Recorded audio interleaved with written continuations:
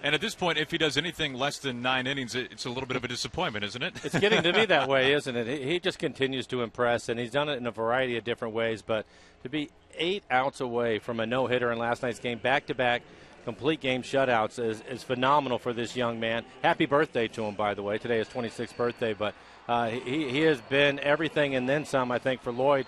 They're going to have some tough decisions to make, but I think that Mike just continues to make it harder and harder on the guys when that time comes, when Iwakuma comes back and eventually Paxton.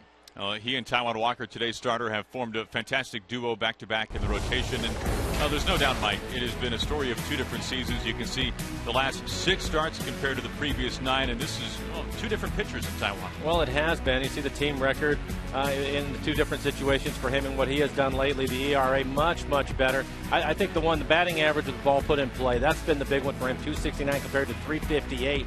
And it was well over 400 with runners in scoring position. So that's been the big improvement for Taijuan. Of course, the strikeouts to walks also much, much better for him. I just like the fact that he's been very aggressive with his fastball. I think we'll see that again. He's already faced San Diego. Went 6 innings, gave up 2 earned runs. But I think we're going to see more of the same from him today. We'll take a look at the other half of our Lexus pitching matchup today in the series finale. James Shields, everyone knows him well by now. World Series last year with Kansas City, now as free agent, first year with the Padres. Well, and he struggled in his last couple of outings. Again, he pitched well against the Mariners at Safeco. And I think the one thing the Mariners did, and I'd like to see them do again today, is they were able to get his pitch count out. He had to throw 115 pitches to get through 6 innings. If they can do that again and then take advantage of the bullpen, I think that's their best bet. But Shields on the year has pitched well in this ballpark, a 2.78 ERA. Yeah, so rough outing the last time out for Shields, as the Mariners offense will try to take advantage of the veteran. And of course, last night, Mike Zunino going yard in a big-time way like he typically does. And then not long after that, Brad Miller, his 7th home run of the season. The Mariners winning last night, looking for the win here this afternoon before we go off to Oakland to face the A's. First pitch with the Friars coming up next.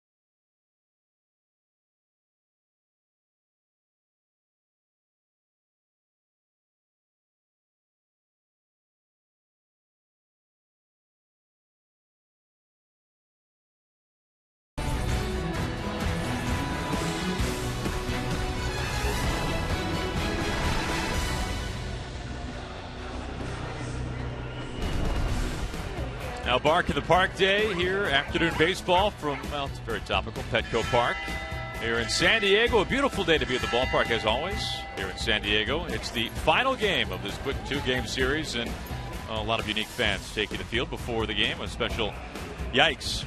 Mike, that's got your name written all over it. That's great. You can only do so much with that. Pearls on a dog, apparently that's a thing in San Diego. As that looks a little bit more like Jack back home, right? There you go. So here we go today, Mariners and the Padres. We're never here quite long enough. It's on to the Bay Area after this one as James Shields taking the field for San Diego in their throwback uniforms today. A way back Wednesday, as they're calling it this season. from San Diego. They're doing this 5 times this year, but Shields his first season with the Padres. And how about a look at the Mariners lineup we'll face today? Today's starting lineup is brought to you by Chevron. Leading off it will be Logan Morrison. Morrison with a triple in last night's ball game. Then it's Cano. Nelson Cruz will move up and hit third. Seager now the cleanup hitter. Franklin Gutierrez getting the start. He has really had a lot of success against Shields, hitting .360 in his career against James, so he's in the lineup hitting 6th. Then it's Jackson Miller. Brad, what a night last night. 2 for 4 with a 2-run home run, his 7th home run on the season. Zunino also homered, his 9th. And then Taijuan Walker, the pitcher, will round out the 9 for the Mariners. For Shields, 7-2 record, ERA at a 4.24. His last couple of outings have been rough, bumping that ERA up. But 116 strikeouts to only 31 walks, over 97 2/3. So he's really pitched well in this ballpark. He has given up 16 home runs this year. Take a look at the defense, brought to you by American Family Insurance. Justin Upton getting the start in left field. Will Venable off last night in the lineup today. In center, Matt Kemp out and right. Solarte at third base, and it's Amarista, the shortstop, this afternoon. Jerko and Alonso on the right side of the infield, and the former A, Derek Norris, will do the catching. Talked about Shields. His last outing, again, was not a good one. He had struggled. See that? 4 innings, 9 hits, 7 runs. All of them earned. A couple of walks, 7 strikeouts. We did throw 81 pitches to get through the 4 innings. Tough outing against the Giants. And that really helps to explain the ERA from Shields, pushing 4 1/4. Not used to seeing it quite that high. Facing Logan Morrison to begin things today under the San Diego sunshine. And right away, an easy pop up there for Norris. And 1 pitch, 1 out for Shields. For Shields, still a good fastball. He'll be somewhere in the neighborhood of 91 to 93, maybe 94 at times today. Will also mix in a cutter. Throws a lot of cutters. That'll be around 86, 87 as Cano will step in. And, of course, the changeup and curveball. Well, absolutely gorgeous here from San Diego. 78 degrees. Lots of sunshine, as you might imagine. So here is Cano. Robinson hitting second in the lineup yesterday as well. Of course, everybody gets pushed up a little bit with no DH and the pitcher batting 9th.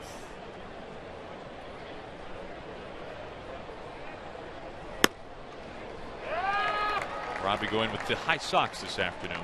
It's interesting. It's one of the few times we've seen a club put the shift on with Cano hitting. But the Padres are doing that now.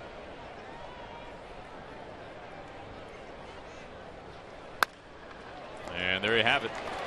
Alonso snares it. And 2 pitches, making 3 pitches to get the first 2 outs from Shields.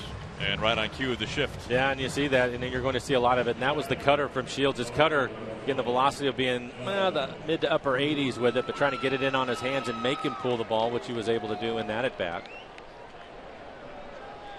2 quick outs, and it brings in Nelson Cruz.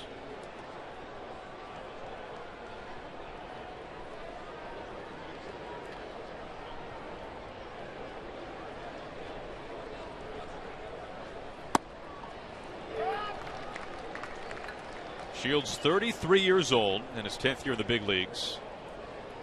And he's a native of California. Born in Newhall. In fact, that was a big reason why he came back to San Diego, living not far from here at all, right in the San Diego area during the offseason. Signing that 4-year deal during the winter after spending the last 2 years with Kansas City. Reaching forward and a foul ball. One of the tough things, a couple of things with Shields that makes him tough is one, like Felix, he has the big turn, so he will hide the baseball from you as a hitter. And then when you get into these situations, he is even tougher, as Cruz is, with 2 strikes, because he mixes in all of his pitches. He'll throw his fastball 30% of the time, curveball 30% of the time, changeup 29% of the time, and he will move it around, so he's difficult. On a line to left field, Upton moving back, and he makes the catch.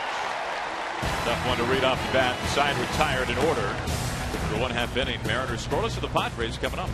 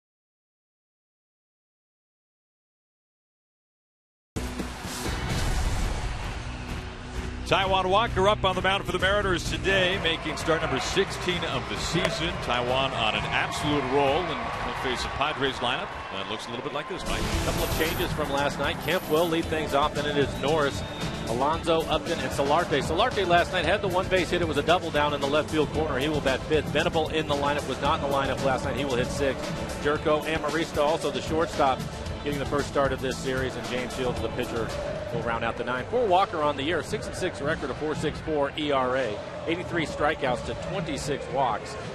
Opponent's hitting 268 against Taijuan, and he has been on a great run as of late. We'll take a look at the defense behind him, brought to you by American Family Insurance. Gutierrez getting the start in left field, Jackson in center, Cruz out in right, Seager at third base, Miller and Cano playing up the middle, Morrison at first, and Mike Zunino will do the catching this afternoon. He'll face Matt Kemp to lead things off.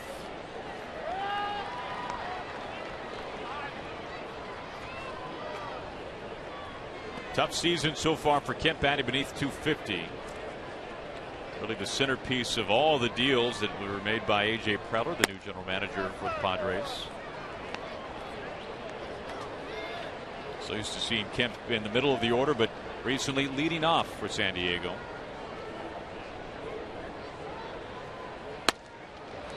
Quickly 1-2.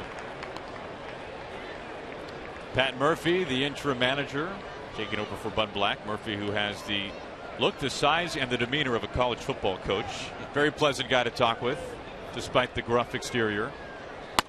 Down on strikes. Taijuan blows it past him at 94. Nice start for Taijuan Walker. And this is what we've seen from Taijuan, throwing a lot of fastballs. Last start, he was at 70% fastballs. On the year, he is at 69%, so he's been very aggressive, which is what Rick Waite, the pitching coach, wants to see out of him. His average fastball tick below 95 miles an hour. Also has the changeup. He'll mix in a cutter, and of course, his curveball. Now facing Derek Norris, batting second, the catcher for the Padres. Taijuan, of course, from California, from Yucaipa, California, but not really all that nearby. 2 hours straight north of where we are here at Petco. Yucaipa very inland.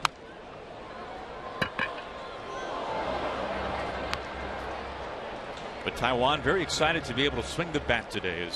Bet. High school shortstop. Yeah. Really, Taijuan didn't start pitching on a regular basis until his senior year in high school. Then they moved him to the outfield when he wasn't up on the mound. To Cano, lined up in the right spot. Round number 2.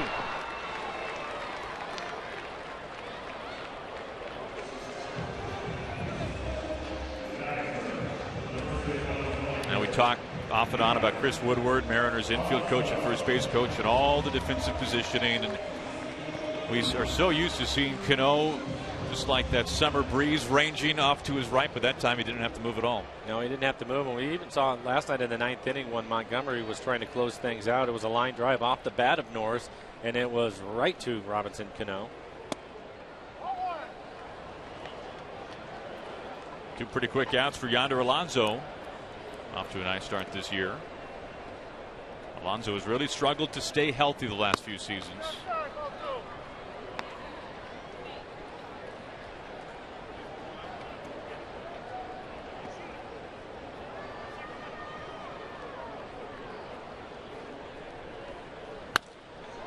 Towards center field, but right there to Austin Jackson. 3 up, 3 down, and a quick bottom of the first against the Padres. We go to the second, scoreless from Petco Park.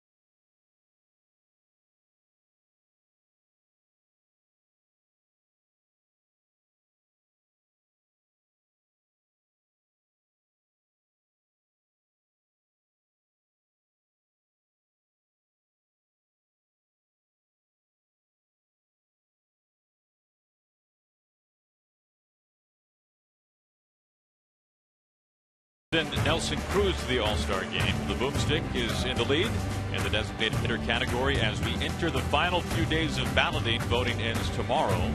Join the ballot blitz to the finish line by voting up to 35 times at Mariners.com.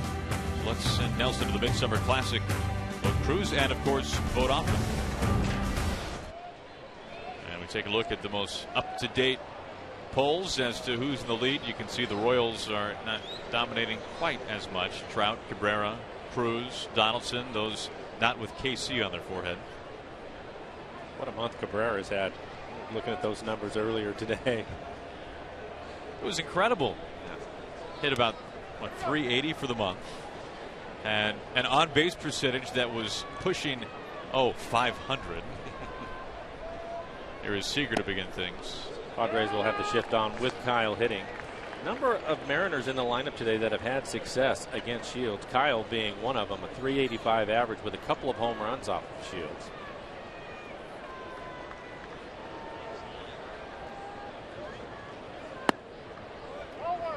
First pitch thrown by Shields that has not been a strike. 8 of the first 9 finding the strike zone. And this is a familiar pitching matchup from something that we saw earlier in the season. That was in mid-May back at Safeco Field. Taijuan Walker facing off against James Shields. And for Shields, he threw a lot of pitches to go 6 innings in that start. He threw 115 pitches. He struck out 9. Allowed a run on 6 hits. The Mariners really had a hard time figuring him out. Yeah, the one run that he ended up giving up was a solo home run to Brad Miller. Brad with a 2-run home run last night's ball game. And then for Taijuan, he pitched well. He went 6 innings, threw 102 pitches. He ended up giving up 2 earned runs and took the loss in that outing. Mariners bullpen later in the game gave up a couple more runs, and that was it. So, pretty good matchup. Be interesting to watch 2 of them go at it today. Now, Lloyd has seen Shields for a number of years when they were both in the Central, when Lloyd was the hitting coach for the Tigers, Shields with Kansas City.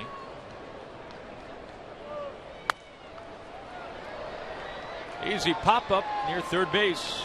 No Will Middlebrooks. It is Solarte once again today.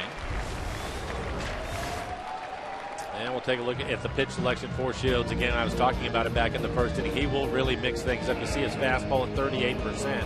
Curveball 23%.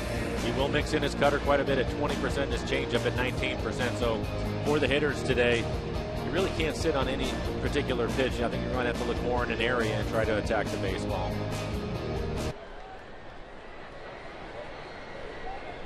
Leadoff man retired. Here is Gutierrez. I thought it was a little bit interesting seeing Franklin in the lineup today, because if you look at the splits, left-handers hitting 299 compared to right-handers 231. But then you look at Franklin's numbers against Shields in his career, a 360 average with a home run. And he's also hit the ball well here in this ballpark. So he sees the ball well here. Makes sense why he's in there. Alonso running out of room, and a foul ball. Now, Shields has been tagged, of course, with the nickname Big Game James, and he's pitched twice in the World Series. Pitched last year with Kansas City, then before that 2008 with Tampa Bay against the Phillies. And unfortunately for Shields, losing both of those World Series. Shields has only been an All-Star one time, though. That was back in 2011 as a member of the Tampa Bay Rays. Now agreeing with Norris on the sign.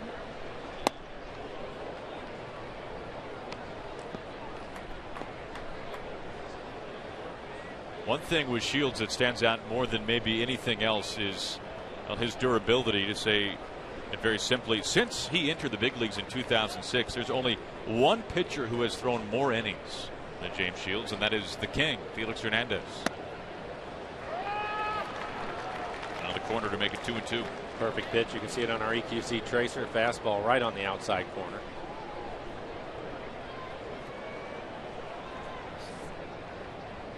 Padres had the shift on, but they're going to straighten things up a little bit more with a couple of strikes on Franklin. As you take a look at Felix. As if he knows he's on camera. Full count. I like the shades today. That's been his look this year. With the mirrors. Very nice. Full count to Goody. 1 out, nobody on. Just a day in the sunshine for Felix.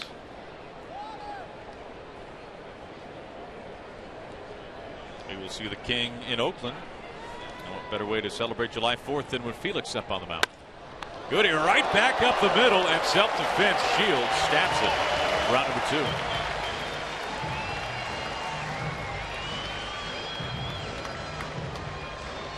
Nice catch by Shields. Look at this last pitch. That's the cutter. A little cut fastball running away from him. It looked as if the second baseman, Jerko, would have been in position to make the play if Shields had not been able to make the catch. By the way, we mentioned it at the top of the broadcast, but you no doubt noticed the uniforms for the Padres today. This is the second of 5 what they're calling way back Wednesdays this season for San Diego. The home brown pinstripe uniforms worn by San Diego from 1985 to 1990.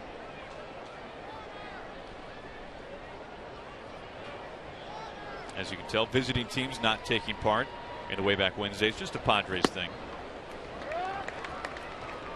Austin Jackson with 2 outs. Calendar changes July 1st. Austin looking to build off of his June. Hit .304 in 24 games in June, and also had 10 extra base hits, scored 11 runs. Really swung the bat well, and now that we're in July, he's hoping to follow that up. He's pushed his average up to 265 with the month of June that he had.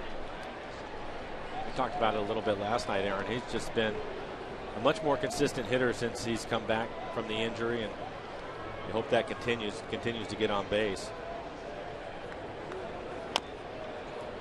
And when you think about hard contact, and that's something that a lot of people look at these days, it can really help you determine if somebody has had a series of bad luck, if they're hitting the ball hard like Lomo did in the first month of the season, as you take a look at Edgar. But we're seeing, since coming out the disabled list, Jackson hitting the ball hard and being rewarded more times than not, it seems like, with base hits. So both are going his way.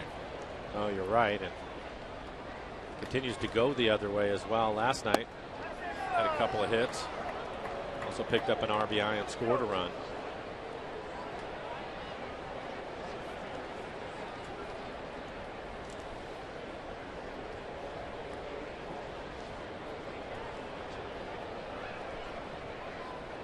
Shields on 1-2.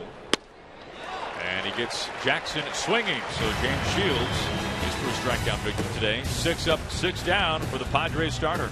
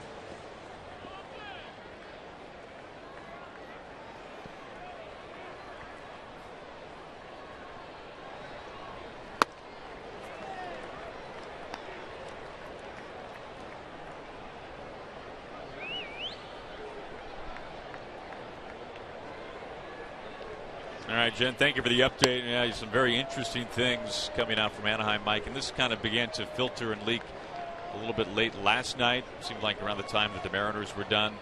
And that's some big news. DePoto has spent a lot of money along with Artie Moreno with the Angels. And they made the playoffs last year, but were promptly swept by the Royals. And I think it's a situation, Aaron, when you talk about the general manager and the manager's staff, it's critical for those guys to be on the same page, and it clearly wasn't that way. I think for Scioscia, it's going to be tough to move him. Obviously, the longest tenured manager in the American League, has had a lot of success with the Angels. I believe his contract is still, after this year, I think he still has 3 more years left on his contract. So he's in a tough position. So we start to hear all the rumors. I'm not surprised that something happened and happened quickly. Yeah. Check swing appeal does not go. As one pundit put it today, DePoto is a very good general manager. Scioscia is a very good manager, but together they are not good.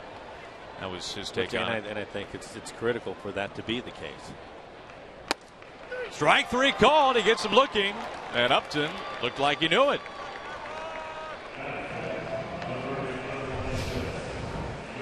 Take a look at this last pitch. This is a changeup.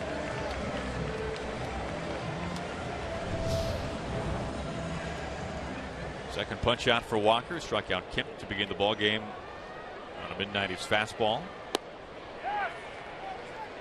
Check swing from Solarte.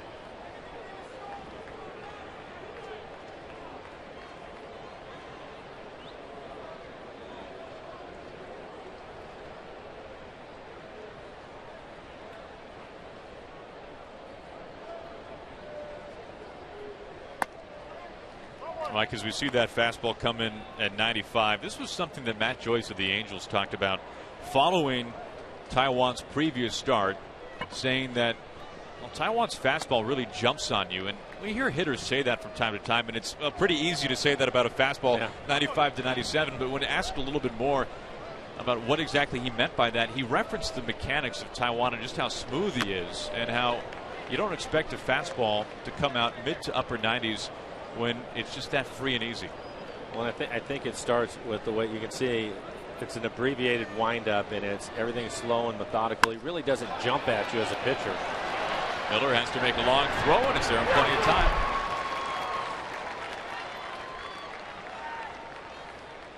Well, we hope you can join us for Nelson Cruz bobblehead night, Saturday, July 11th, when the Boomstick makes his Mariners bobblehead debut. It's free to the first 20,000 fans, so get ready to enjoy the Boom in bobblehead form by picking up your tickets now at Mariners.com. And I think because his delivery is so smooth, and he doesn't look as if he's putting a lot of effort into throwing his fastball, Aaron. You see some other guys that are throwing 95, 96 miles an hour. We see it every day, but they look like they're max effort guys, and I think it's a little bit easier to, one, pick the ball up, and two, to time that.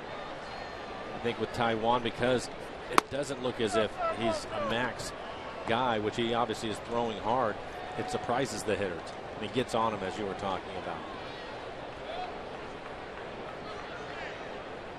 And the other part about it is, so far, his best secondary pitch has been his changeup, and the hitters are aware of that. And so just that little bit of indecisiveness, that fastball will get on you. And I think his size helps him with that, too.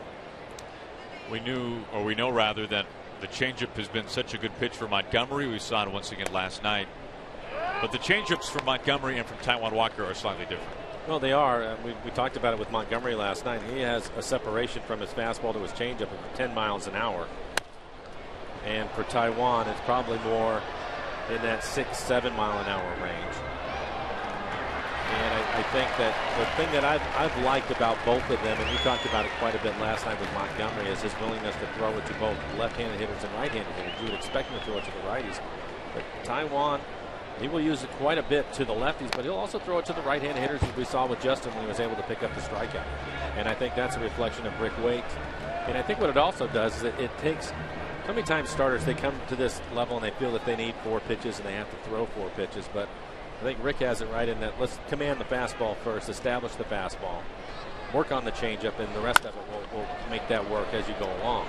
Has a long way to run for it. Wide throw. Lomo keeps his foot on the bag.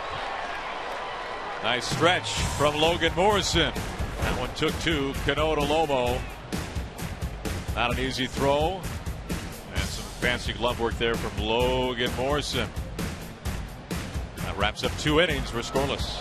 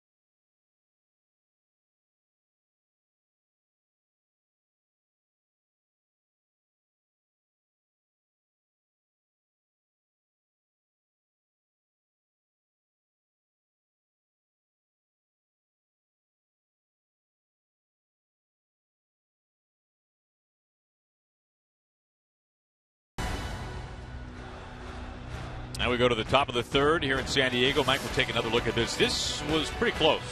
See Logan Morrison having to reach for it, and right when the ball hits the back of his glove, his foot is still on the base. And then it came off after, but a good play and a good adjustment by Logan Morrison. He's looking, he's saying no, he doesn't want to challenge it. Pat Murphy back down the steps.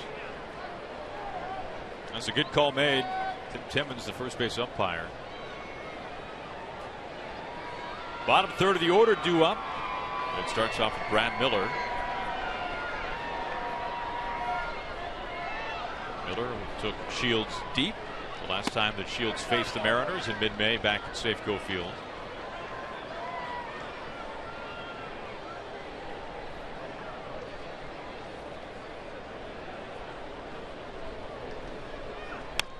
Miller now with 7 home runs after going deep last night. So more home runs than any other shortstop in the American League. And Mike, this is something we've known about Brad ever since he first made his debut with the Mariners a couple of years ago. He's got some serious thunder in his bat. I think he was second last year as far as American League shortstops. Ramirez with Chicago had more, but for me, he definitely has some pop. But it was impressive last night. It was a changeup that he hit out of the ballpark, and he hit it 406 feet on a changeup. When he squares it up, the ball really jumps off his bat. It's not like he's driving a mid-90s fastball that far. Exactly, where the pitcher's helping you out a little bit. The corner, strike 3. That was pretty borderline, but Miller called out on strikes.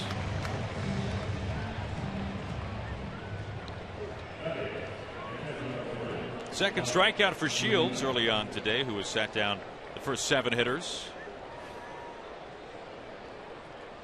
And in steps Mike Zunino. A couple of home runs on this road trip for Mike. One in Anaheim, then one last night. Home runs have really been a problem for the Padres this year, especially the 2 starters the Mariners are seeing in this series, Kennedy and now Shields. When we last saw Shields, he was in the midst of throwing batting practice at times as he was getting shelled. He had a 4 home run game that he coughed up earlier this season against Arizona, but Shields has been much better lately. Only 1 home run allowed in his last 6 starts. You compare that, 15 round trippers in his first 10 starts of the year.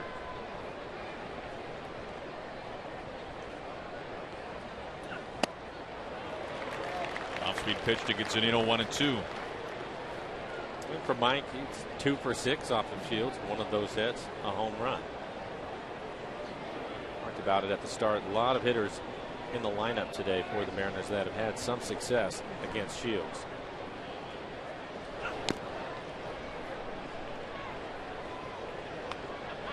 Last night's starter Ian Kennedy, who gave up those 2 home runs. Kennedy only 70 pitches, by the way, in 5 innings. That was one of his shorter starts in terms of the pitch count. He's now given up more homers this year than all of last year when he threw just over 200 innings. So it's been a problem at times this year for the Padres.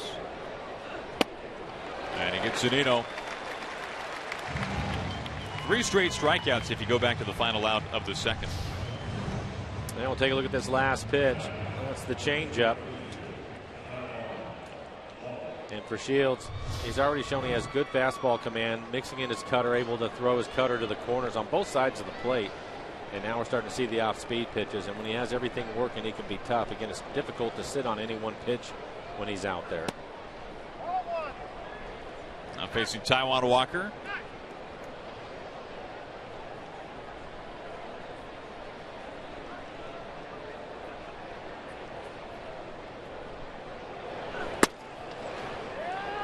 Mike, you played in the National League some. It seems like more pitchers did not really enjoy the chance to get out there and put on the batting gloves. Well, I have to chuckle a little bit watching Taijuan right there after he took the first pitch for a ball, which Donnelly, the third base coach, gave him the sign to take the next pitch, and it was a fastball down the middle, and then he hit the lines into right. He squared it up. But that'll be all she wrote as the Mariners go down in order. And nice start for James Shields. He has faced the order once, 9 up, 9 down. We go to the bottom of the third.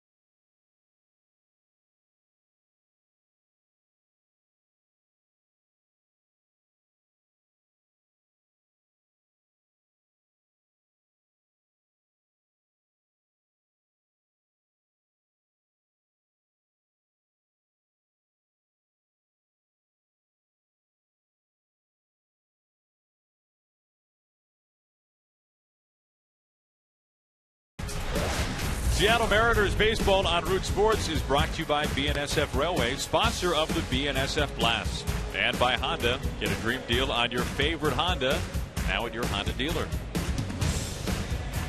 It's a beauty today in San Diego. Aaron Goldsmith, Mike Flowers, our entire Root Sports crew. Glad you can join us for day baseball from Petco Park. Bottom third of the order due up for the Padres. It is Bark in the Park day.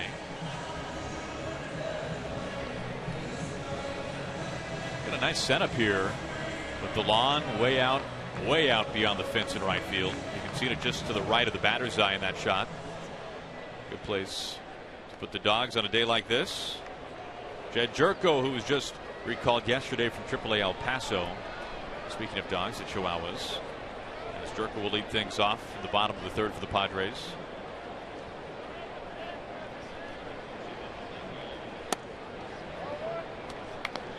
You know, we saw a shot of Pat Murphy, the interim manager, who was called up himself essentially. He was managing the Chihuahuas. And Mike, there was one uniform as Logan is in the sunshine for round number 1. There was a uniform for, as you see, Murphy, for the Chihuahuas this year, where I think it was just a one-time deal where the entire chest where you see Padres with the pinstripes was just one enormous Chihuahua face. And it was as realistic as you can imagine. And to think of that man wearing that uniform with the Chihuahua on his chest, you just can't imagine that Pat Murphy was pleased when he got suited up for the game. I'm going to think he wore it with a lot of pride, Aaron. It was unique, to say the least. First pitch is strike to Amarista.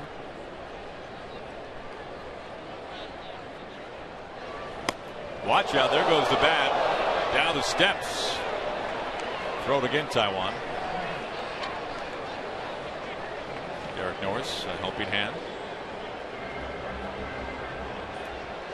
That's got to make you feel good if you're a pitcher. If you're sitting in the dugout and have a bat flying at you? Well, not that side of things. But if you're Taiwan Walker and you know that a guy takes that healthy of a hack at it, not everybody's okay.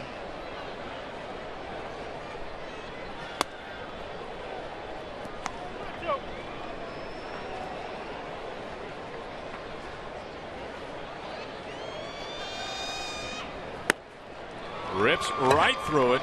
Another strikeout for Taiwan Walker. That's his third. 2 up, 2 down.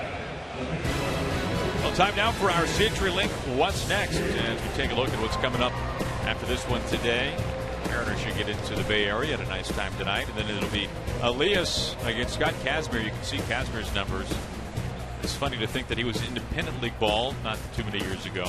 Pat Felix and then Mike Montgomery looking for, well, another complete game shutout. TBA on Sunday for the Oakland A's as Shields steps in. And Sonny Gray had to be taken to the hospital, scheduled to start yesterday, but suffered from some flu-like symptoms. So we'll see if we see Gray in the series finale. It's interesting to see Jesse Chavez back in the rotation. He started the year in the bullpen, was not happy about it, but he sits there with an ERA of 3. Shields quickly disposed of. And Taiwan Walker picks up his 4th strikeout through 3 innings. We're scoreless.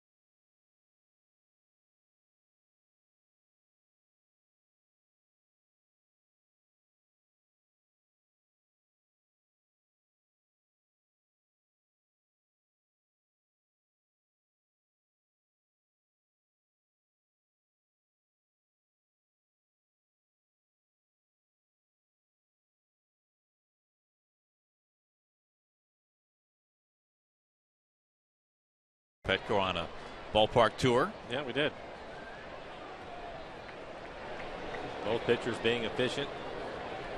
35 pitches for Shields so far, 25 strikes. So he looks as if he has great command. Be the second time through the lineup for the Mariners. See what kind of adjustments they make to him. Logan Morrison to begin things in the top of the fourth.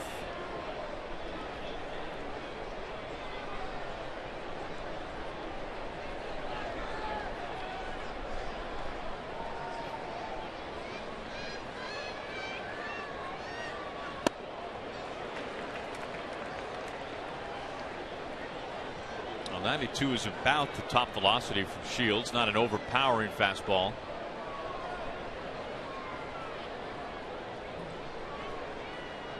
Two of his first three strikeouts he's used the changeup on, and in terms of a right-handed changeup, Shields has one of the better ones in the game, there's no doubt.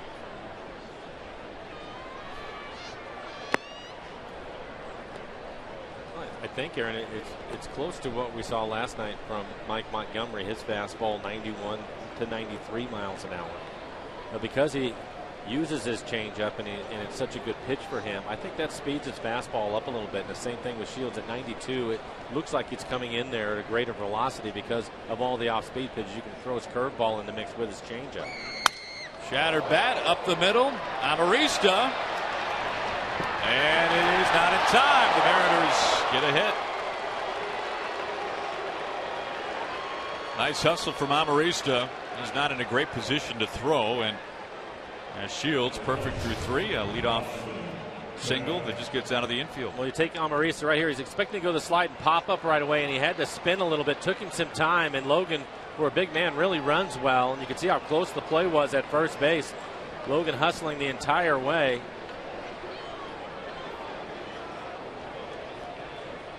And the other part about it that was a good move for Logan is right to the front edge of the bag. Never hurts to sell it as you're running past the umpire as well. Good job by Logan. Plead your case a little bit. Yeah. Mariners have their first base runner as we begin the top of the fourth. Now it's Cano's turn. We saw the shift back in the first inning for Cano.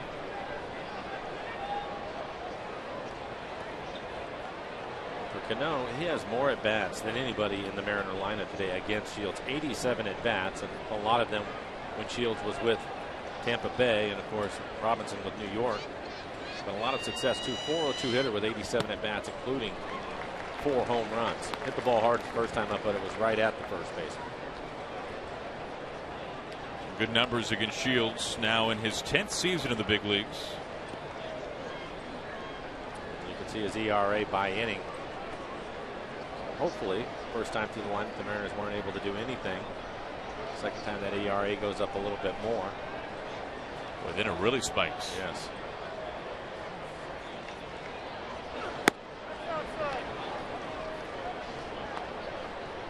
For Shields, the Padres become his third team in 4 years. He finished up with Tampa Bay in 2012. Then the last couple of seasons in Kansas City. Now first year in San Diego. And for the Royals, it would appear as though the James Shields, Will Myers deal worked out for the Royals just well. There goes Lomo. Kansas City get to the World Series last season. Really, Shields is the type of player where everywhere he has gone, he's really been seen as a leader in the clubhouse, which you don't typically see for a starting pitcher, not an everyday guy.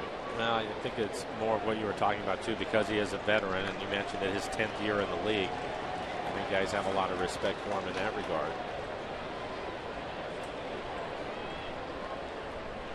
Cano trying to at least move Logan Morrison into scoring position. Nobody out. Skips off the dirt. Skips off of Norris.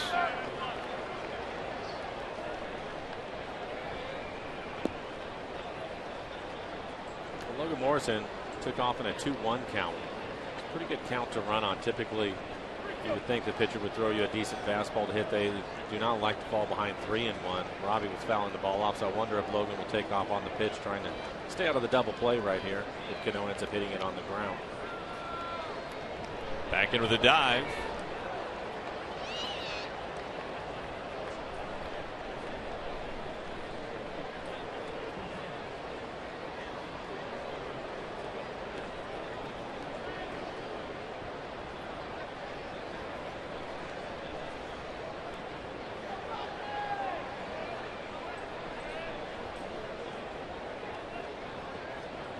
Long pause and the 3-2 up the middle and a base hit.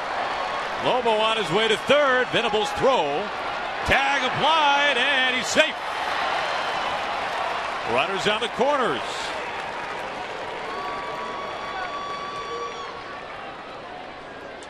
Good base running again by Logan Morrison. He takes off with the pitch, trying to stay out of the double play. Cano lines it back up the middle. We talked about his numbers, a .402 hitter against Shields in his career. And then Logan right away, even though it was hit hard, will get the extra base and slide to the inside of the base this time. He can tell the third baseman, Solarte, having to go to his left. So Logan trying to slide away from him, make the tag difficult. Was able to get in there and get himself in a good position to score a run. Good base running again by Logan. Now the Mariners suddenly in business against Shields. A couple of singles. And it brings up the teeth of the order. It begins with Nelson Cruz. He drives it down the right field line, but slicing out a play and foul. Cruz hit the ball hard his first time up, lined out to the left fielder Upton. Pushed him back a few steps.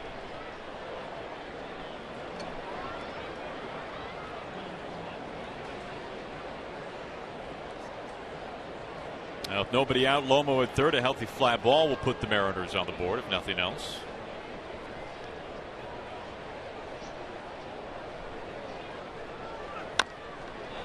Weak ground ball. Shields keeps a watchful eye on Lomo. Cruz is out. Cano to second. I hope you can stick around after the game for Mariners postgame presented by Delta Airlines.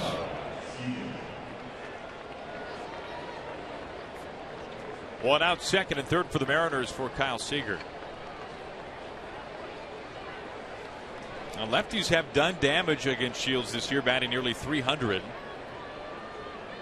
And slugging 9 homers on the season, 9 of the 16 coughed up by Shields.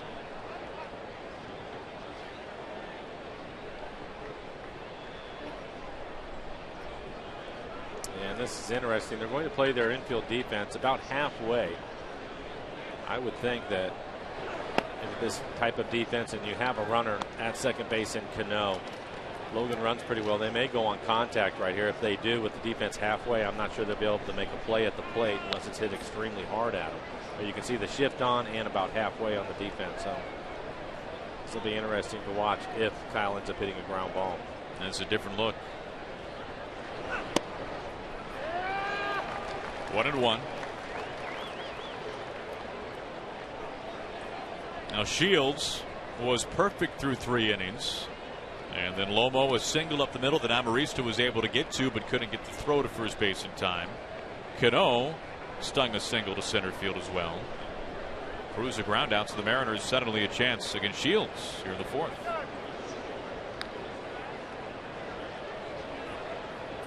I think with this setup in this situation, typically you're going to send the runner at third on contact.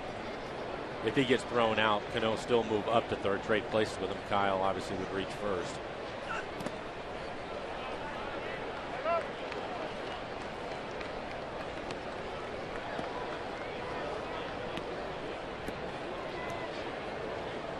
Pat Murphy about 2 weeks into the job, as he has been labeled as the interim manager by A.J. Preller, the GM. So Murphy will take the Padres the rest of the way, and then what the managerial future holds next year, we'll find out. Seager ahead 3-1.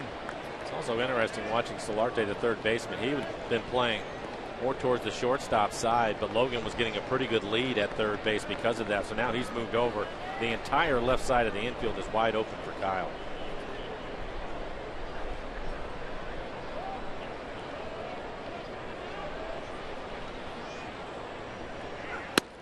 Ball 4, bases loaded. First walk today from Shields. Runners all around for Franklin Gutierrez. Yes, we talked about the 10-year veteran. He was pitching around Kyle right there. He wanted to set things up for the double play, and he also has a right-handed hitter in Gutierrez coming up. Although Gutierrez's numbers against him are good, I think Shields, I don't think he wanted to give Kyle anything to hit. Even the one strike he threw was a borderline cutter in off the plate.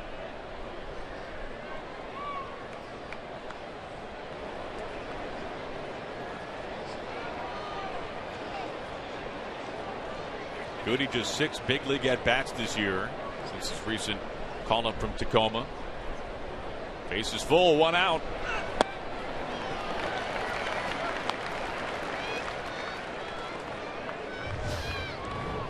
And we'll take a look at this last pitch. There's the changeup, 85 miles an hour.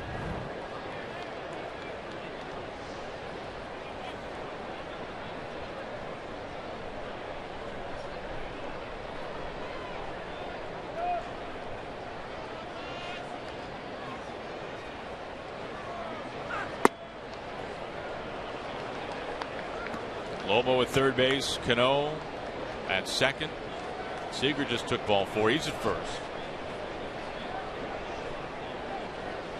This has been a long 4th inning for Taijuan Walker in the dugout after the pace of this game was pretty brisk over the first 3 innings.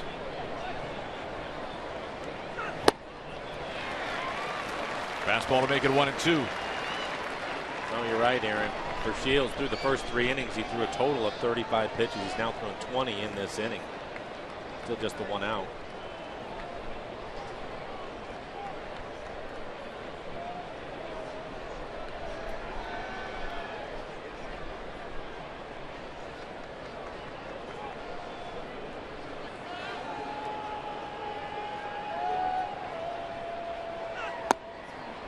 Evens things up.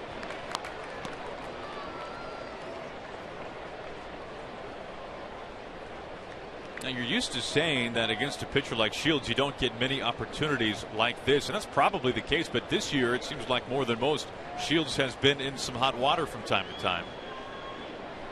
As we mentioned, though, a lot of those runs on homers.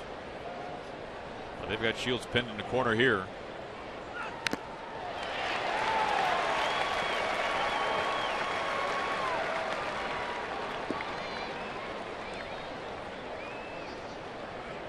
Whether it's the fastball or the changeup, everything inside to Franklin. He has yet to throw him a pitch out over the plate.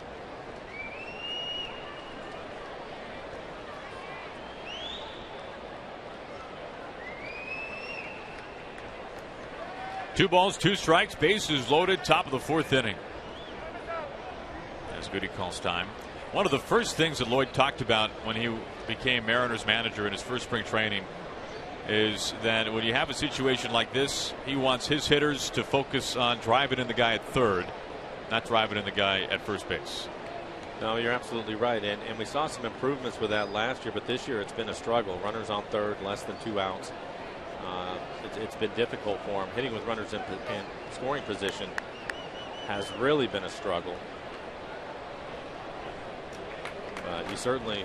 You have to come away with a run or 2 here in this situation. You have first and third and nobody out. But it's been a challenge.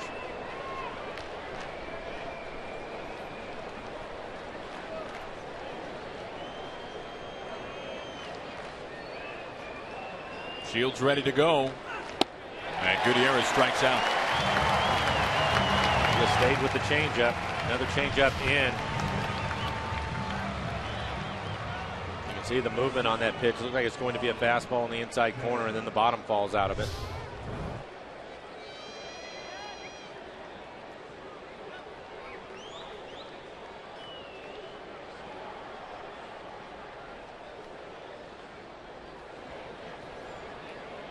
Two outs, bases still loaded now for Jackson.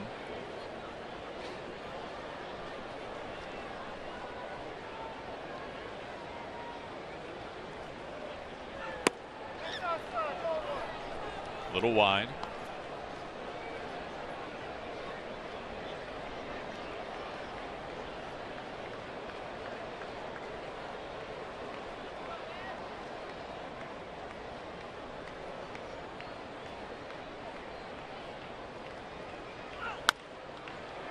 A ball and a strike.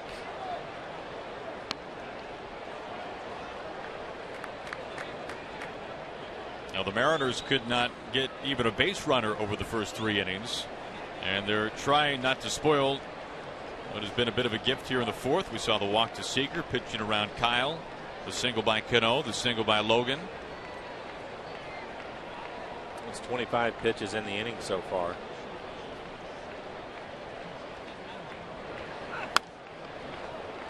And he has gone completely opposite from what he did with Franklin. Franklin, a couple of good fastballs inside, but mostly it was the changeup. And here to Austin, it's been a couple of good fastballs on the outside corner and one cutter out there. So hasn't pitched him inside at all. Stayed away from it.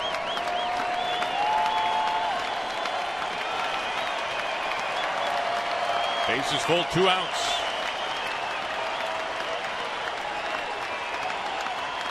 And the 1-2. Jackson strikes out, and the Mariners leave him loaded. A golden chance against Shields, and it comes up empty.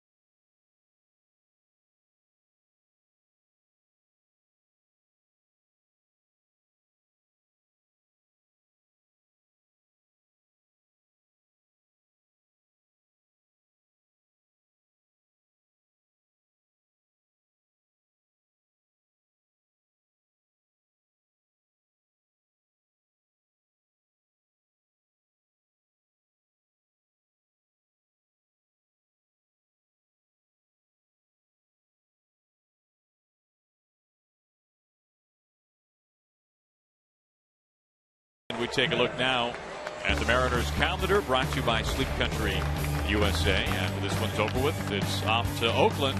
And then the final homestand before the All-Star break. The Tigers for 3, then the Angels coming to town for 4.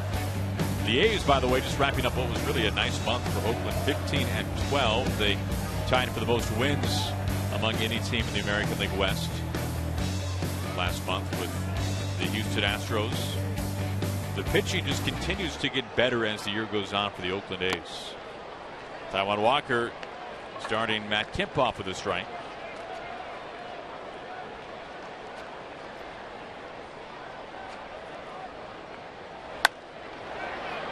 Kemp a high pop-up. This will find Cruz for round number 1.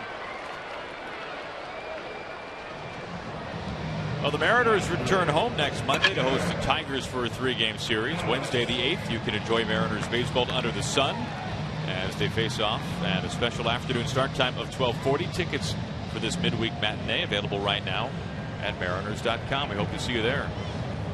But what a season it's been for J.D. Martinez of the Tigers.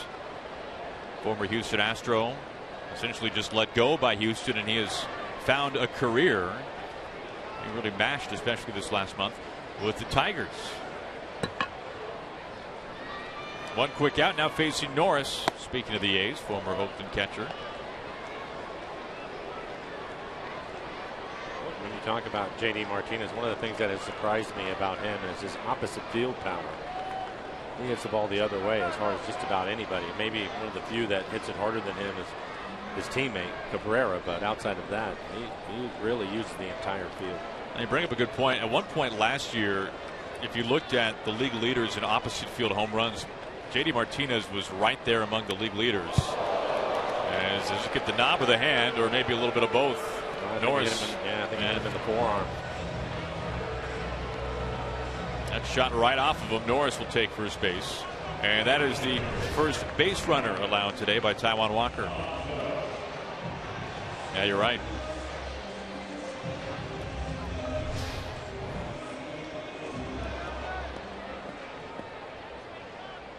One out, one on. And here comes Yonder Alonso.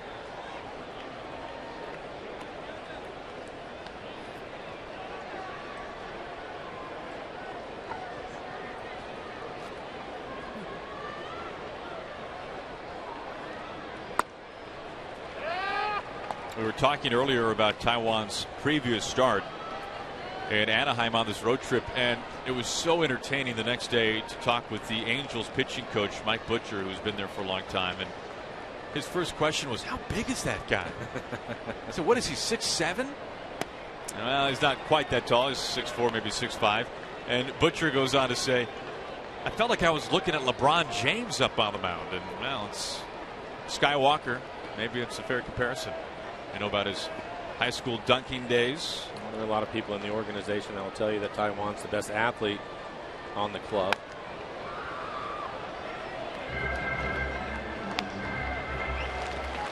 Well, in an era where we hear so many people talking about trying to get more athletes into baseball, and the age-old joke of pitchers not being athletes, well, Taijuan Walker kind of takes care of both of those things. He might be one of the best athletes in the entire game. Miller can't get there.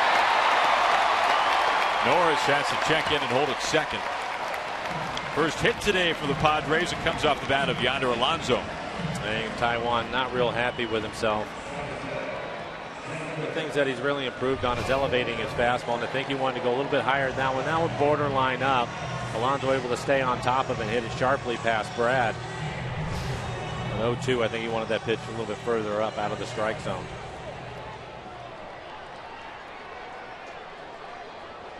That brings in Justin Upton. It's been a fantastic first half for Upton.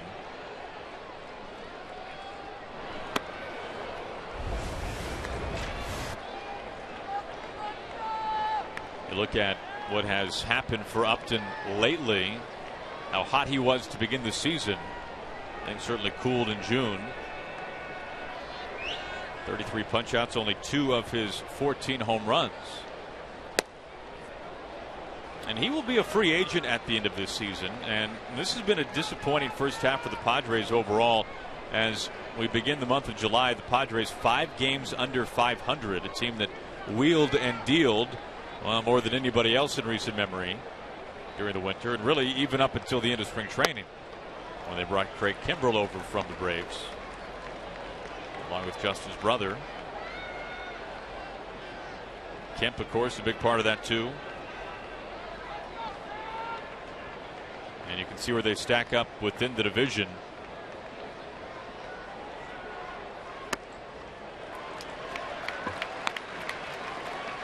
Walker falls behind 3-1.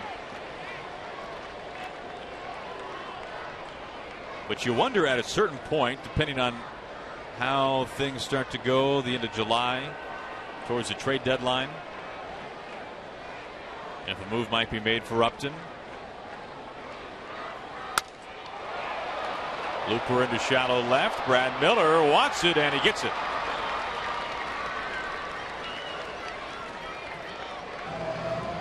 Two outs, 2 on for Solarte. Well, keep your eye on the bus. Follow us from a safe distance on Twitter at Sound Transit. Really good pitch from Walker to Upton. He was ahead in the count. This is one of the things that I think we've seen from Taijuan, especially with runners on base. As I think before, he always wanted to pitch away, and that right there, 3-1, a good running fastball in on his hands, jams him. More hitters, especially veteran hitters, will look out over the plate a little bit more, and he was able to get him to chase that fastball, easy pop-up. Brings in Solarte, who gets strike 1.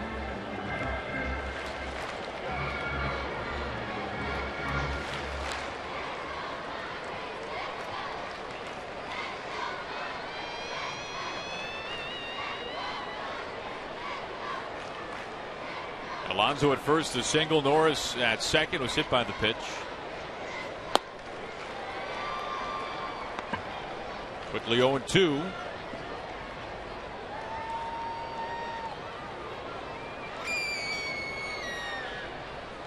Walker with 4 strikeouts so far today. To center field. Jackson getting a read on it. And he's there for round number 3. That wraps up 4 innings. The Padres offense, 2 hits against Mariners starters in the first 13 innings of this series.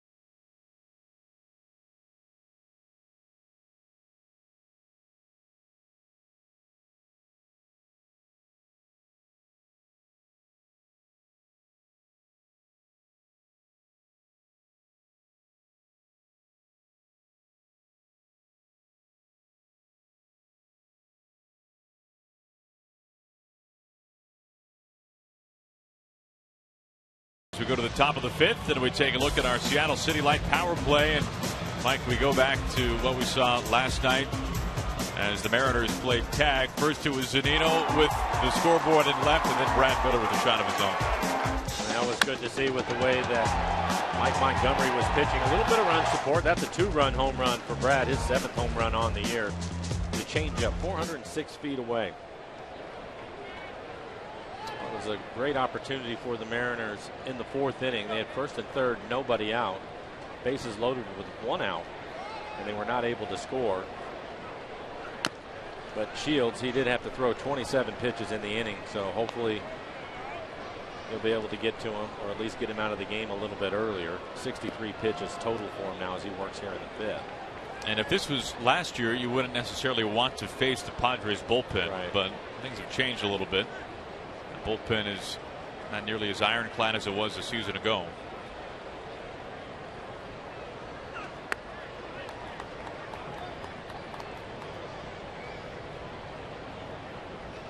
Mariners today have 4 lefties in the lineup. Miller, of course, one of them batting 7th.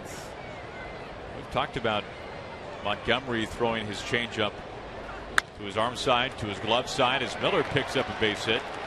We've seen Shields throw that changeup plenty to righties, as Miller's able to ground it and lead things off with the single. Well, the Mariners Team Store Fan Dream Stakes contest is going on right now. When you stop by any of the 5 Mariners Team Stores to sign up, you're automatically entered to win one of 10 great prizes, including authentic Mariners apparel, a photo with a player, or even the chance to throw out the first pitch. So stop by a Mariners Team Store to enter.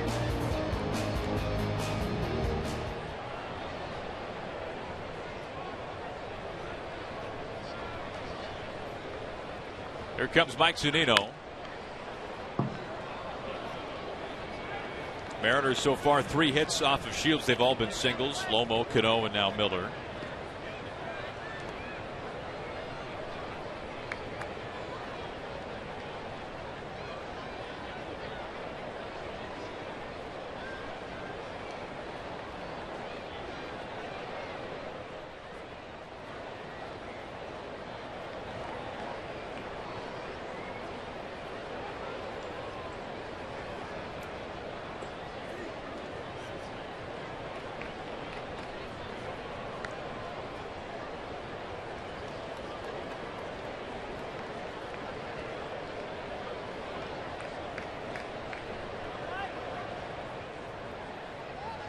Here comes the 0-1 to Zunino.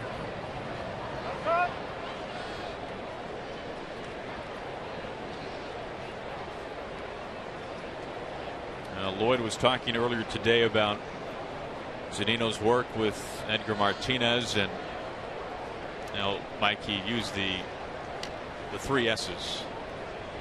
The small sample size. And he said, yes, the sample size is small, but the results are good. They did better. And I think it's a situation, and I've talked to Edgar about it, but I think it's a situation for Mike where with some of the adjustments that he's going through and trying to make at this level, it's one of those things where he's not going to figure it all out overnight. It's going to be one of those situations where he's going to crawl his way out of it. And the good news, he's been able to pick up some hits, has a couple of home runs on this trip. But there's going to be a certain amount of patience involved with it, and that includes him, which is going to be the most difficult, because obviously when you put the work in, you want to get paid off right away. But he's slowly, surely starting to have better at bats, more consistent at bats, and you just hope that he's feeling better about it and that continues and he gains more confidence. Showed the long home run he hit last night.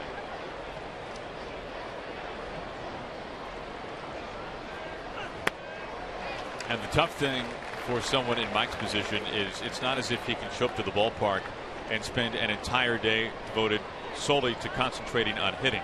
Right. No, the biggest part of his day is what he's going to do behind the plate and trying to get his starter through a game. He's been excellent at that.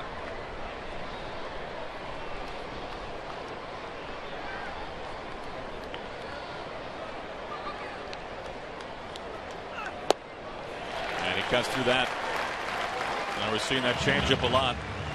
Well, Taijuan Walker due up next, and earlier Taijuan talked a little bit about something he doesn't get to do very often, and that is hit. I'm waiting for it still. I've had 6 at bats, and I think I've probably seen 3 or 4 fastballs. I don't know how many pitches I've seen, but 3 or 4 fastballs. I'm just like, I haven't hit in 5 years. I'm a pitcher in the American League. Just let me see what I got. I think he's going to be asked to bunt right here. So let's see what he has. Solarte well in front of the bag at third. Beautiful. That's a beauty. Lays it down perfectly. Jerko on the receiving end, and he pushes Miller into scoring position. Just like they drew it up, Mike. One of the better sacrifice bunts we've seen this year. And for the record, it was on a fastball. You can say 90 miles an hour. But an excellent bunt.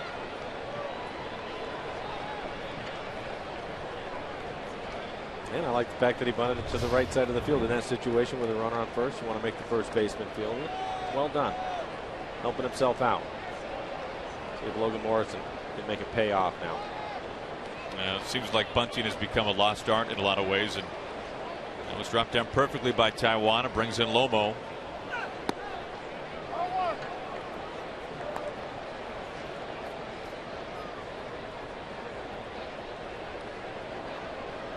Logan singled up the middle, back of the fourth. That was the first hit allowed by Shields after he retired the first 9 Mariners hitters that he saw.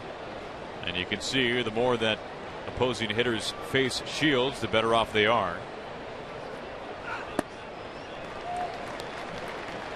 Which you would assume would be the case for every pitcher, but as we talked about last night, Mike Montgomery has proven to be the opposite of that for whatever reason.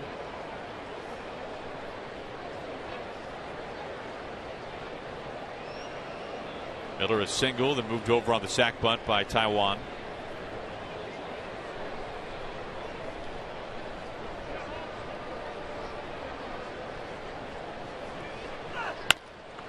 To third base, Solarte.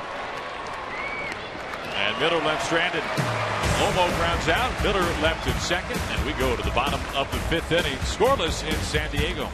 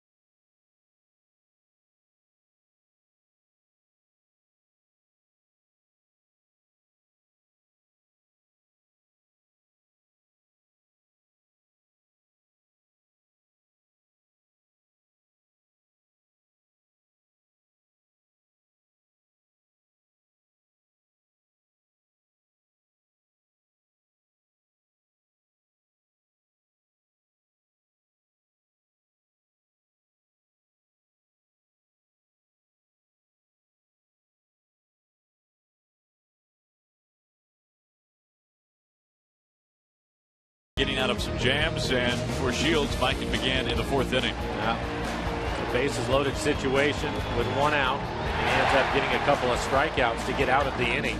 And to throw 27 pitches in the inning, but was able to get out of it. Taiwan on the other side stranded 2 base runners in the 4th. Facing Will Venable to begin things in the last of the 5th. Now the Padres have had really a surplus of outfielders with all the offseason acquisitions, but Venable's still around. Their team MVP a couple of seasons ago.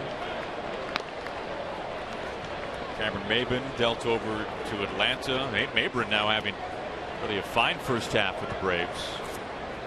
Part of the Kimbrel deal. Former 1st-round pick. Beauty there from Taijuan Walker. That's strikeout number 5. Now, a reminder that this copyrighted telecast is presented by authority of the Seattle Mariners. It may not be reproduced or retransmitted in any form, and the accounts and descriptions of this game may not be disseminated without the express written consent of the Seattle Mariners.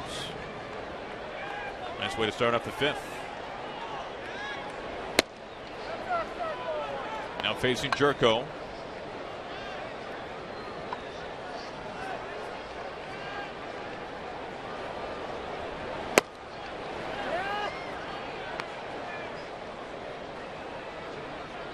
We've talked about it with Taijuan, how aggressive he has been with his fastball on the year. Almost 70%. And so far in this game, he's been upwards of 80% throughout the game. So using his fastball a lot here early, and it's been effective. He's been able to locate it. Now, one of the things that's been nice to see is Taijuan has not had maybe his typical velocity from a standpoint of 96, 97. He's been more around 92 to 94. We've seen him touch 95, but still pitching very well, and that's the mark of a pitcher that's maturing a little bit, probably. No, you're right. And we've talked about it with starters. If they're going to go out and have 31, 32, some 33 starts over the course of the year, you're not always going to have your best stuff. But I go back probably 4 or 5 starts ago with Taijuan. See this fly ball off center field. Jackson moves under it. But Taijuan, even he had an outing where he was what you were talking about here, more of the 91 to 93, and he still threw his fastball a lot. And more importantly, he still pitched inside. Typically for a young pitcher, if they don't feel they have their best stuff, the tendency is to get out over the plate. But I think the work that Rick Waits has done with him and convincing him, even when you don't have your best fastball, still good enough if you locate it in there. And we've seen that this afternoon. Including the at-bat to Upton when in 3-1 count he threw the fastball. I think it was 93 miles an hour, but he was able to get it in on his hands. You see his fastball usage lately. And in his first 9 starts, he was at 66%, almost 72% in his last 6. And you can see where his ERA has gone because of it. A ball and a strike to Amarista, batting 8th in the lineup. And you take a look at where he's at today. 83% of his pitches using the fastball. And you can see the last one just 92 miles an hour. And I say just 92 because we're used to seeing more in that 95 mile an hour range. He came into the game, his average fastball was just below 95 miles an hour.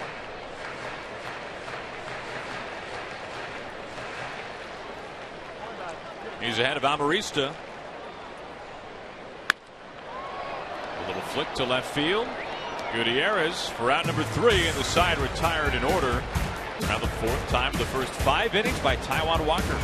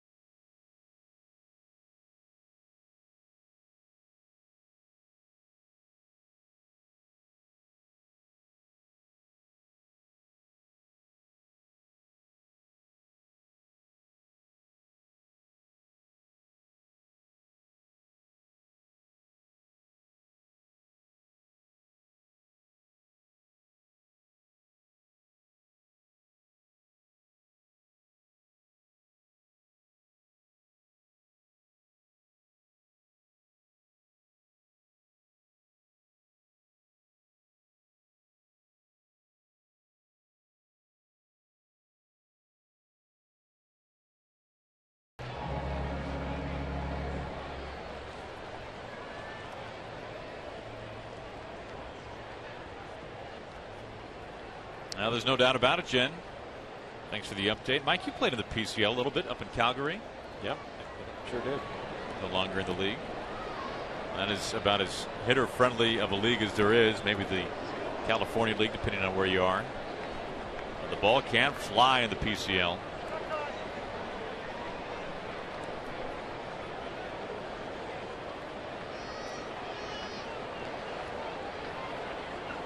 And you're also getting to that point July 1st where going into places like Albuquerque and Phoenix and Tucson and those things, those stops, difficult. Where the weather is against you? Las Vegas. Oh, yeah. It's just 110. Well, the 9-hour bus ride got you ready for it, though. So you're feeling real limber. It's not easy. 0-2 on Cano. Cano with a base hit back up the middle his last time up. Line drive into center field. And you take a look at Shields. 76 pitches, 50 strikes so far.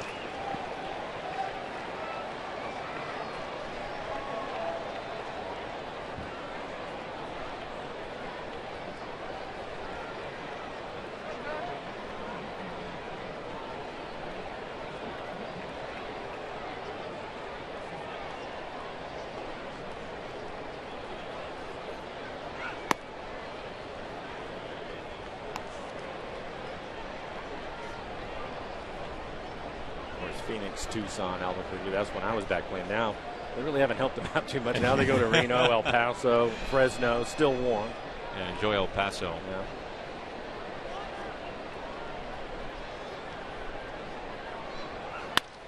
Cano the opposite way with some lift, a little bit of carry. Upped it, having to move back, and there it goes.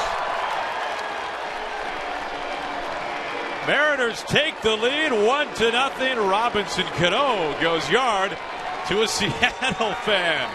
The only Sonics jersey in a big league ballpark this year. Well, we talked about it, the numbers for Cano. 402 average with 4 home runs coming into the game. He is now 2 for 3 with his 5th home run off of Shields in his career.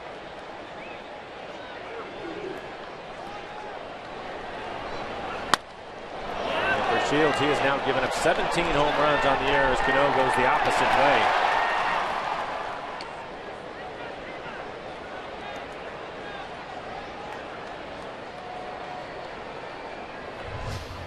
Fan of the glove at the ballpark today. Fitting to wear that to a ballpark.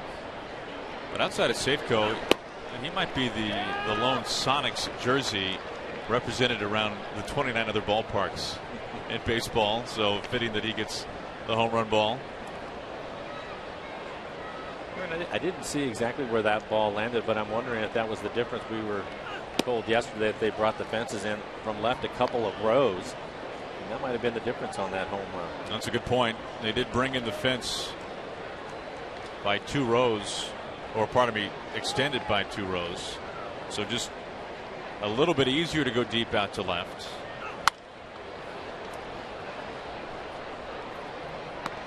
And you can see row 3, so very close. He was in good shape then. He was. No problem. Who's the first phone call? That's the question right there.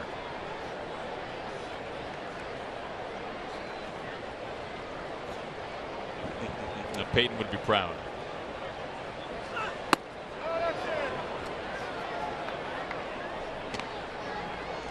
Well, good start to the 6th inning for the Mariners, and we showed you the numbers on Shields as he moves through the lineup the first time, second time, and now the 3rd time through the lineup. You can see Nelson being wished very happy birthday from a number of members from the Diamond Club making the trip from Safeco Field.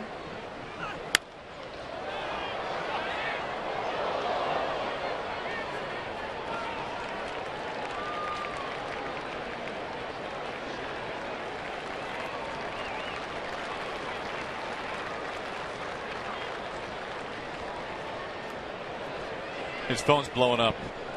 The data charges are off the charts right now for that guy. Full count.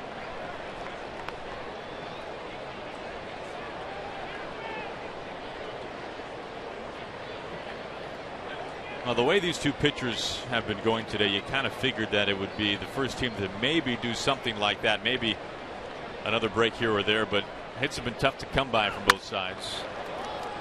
Jerko at second base, round number 1. Well, let's take a look now at our Geico this date in big league history. That's pretty interesting. Junior and Alex Rodriguez homering in the same game. Only the second time in baseball history that two players over 550 career home runs have gone deep in the same game. So not necessarily the same team, but they could be on either side, like you can see there.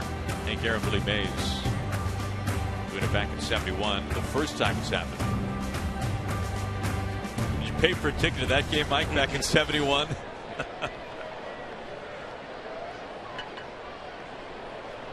Seager the bunt, as Solarte was way off the bag at third. Shift on for Seager.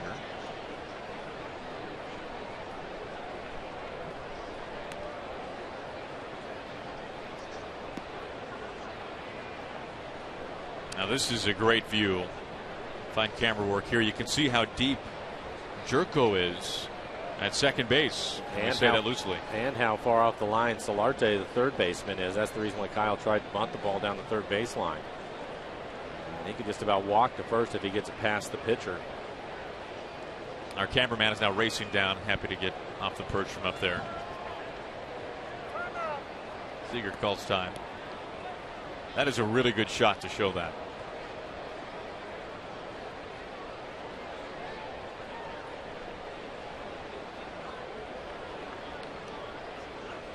Try it again, this time high.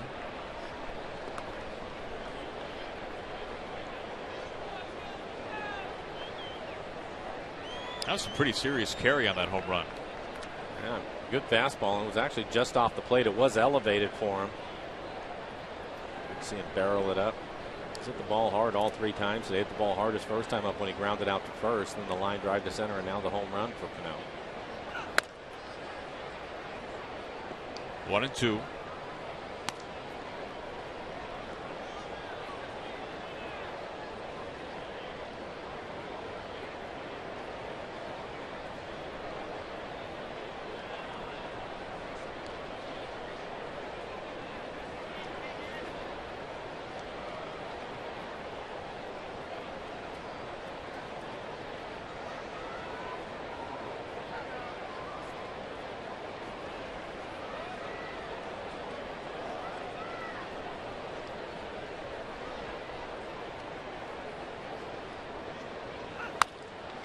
Into the shift to Jerko. Round number 2. Well, just like the Mariners bullpen, you can not just save with the Safeco Insurance Grand Slam Family Package. That's because you'll save big with 4 tickets, hot dogs, and Pepsis at a special package value price. You're invited to do more when you join us for the next event this Tuesday versus the Tigers. Visit mariners.com for tickets. First look at the Tigers this year. And Detroit surprisingly in 3rd place in the Central right now. We're used to seeing them right at the very top of the division as we approach the All-Star break. But the Tigers 6 games in back of Kansas City. The Twins surprising many. Maybe even themselves a little bit. Minnesota 4.5 back. Nice first year for Paul Molitor so far.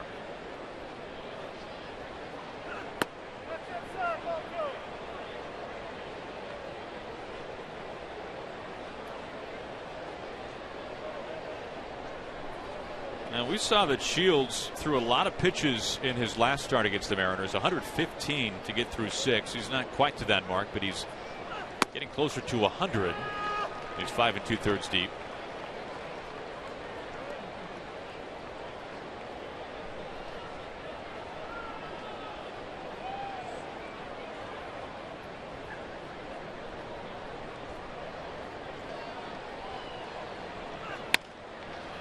Shift on for Goody, tight to the line to Solarte. And after the Cano homer, the side retired in order. 3 ground ball outs, but it was Robinson Cano going the opposite way, and he puts the Mariners on the board. As we go to the bottom of the 6th, the Mariners hold a 1-0 lead.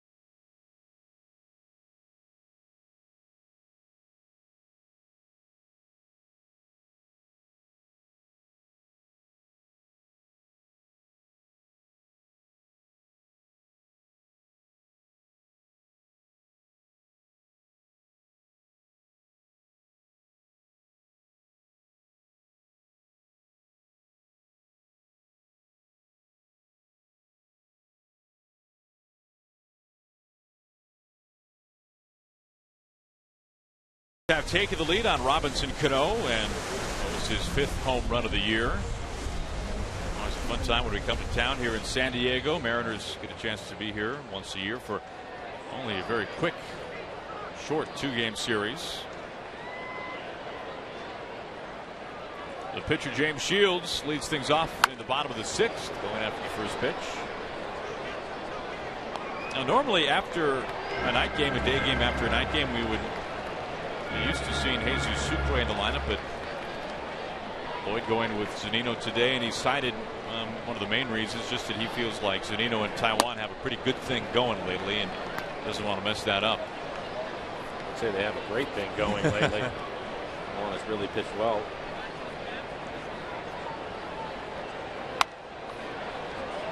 A little bit surprised that maybe there was a chance for a pinch hitter for Shields. Again, he's at 93 pitches now. Typically when you're behind, you get to this portion of the game, they'll usually hit for you, but it looks as if Shields was able to stay in the ball game if he's hitting right now. And Walker strikes him out.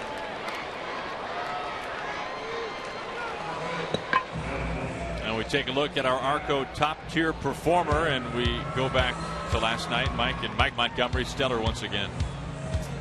8 outs away from a no-hitter. You can see just the one hit. It was a double by Solarte in the 7th inning. But had to work around 4 walks. Also hit a batter through 113 pitches, but another complete game. Back-to-back complete game shutouts for him. Against Kansas City, only gave up 4 hits in that one. He's on quite a roll right now. Back to the top of the order. It brings in Matt Kemp. There have not been many in franchise history with back-to-back shutouts. You can see Montgomery, the first since Freddie Garcia back in 01. And then a Hall of Famer, Randy Johnson. Mark Langston as well. Interesting to see 3 out of the 4 left-handed. How about that?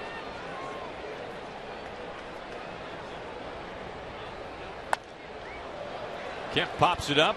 Zunino trying to get there, but it's into the seats.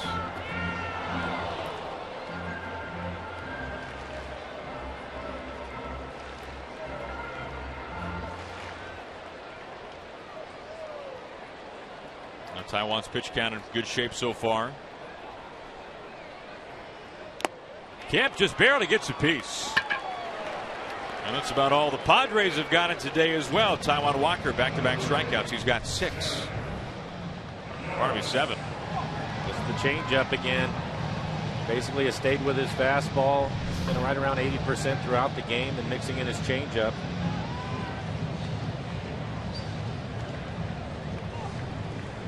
Now Lloyd McClendon with Rob Nodine making a trip out to the mound. I didn't see anything from Taiwan after he threw that last pitch, but Lloyd typically doesn't miss anything, so they're going to go out and talk to him.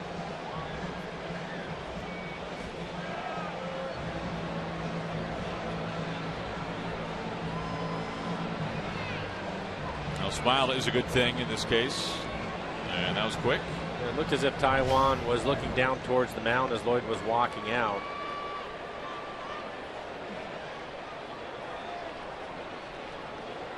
Didn't see anything there. A false alarm.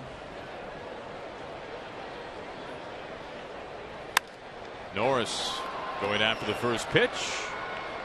Easy play there in left field. Gutierrez makes a catch and a 1-2-3 inning, and that's been about all it has been so far today for the Padres. So we're through 6. Mariners have the lead.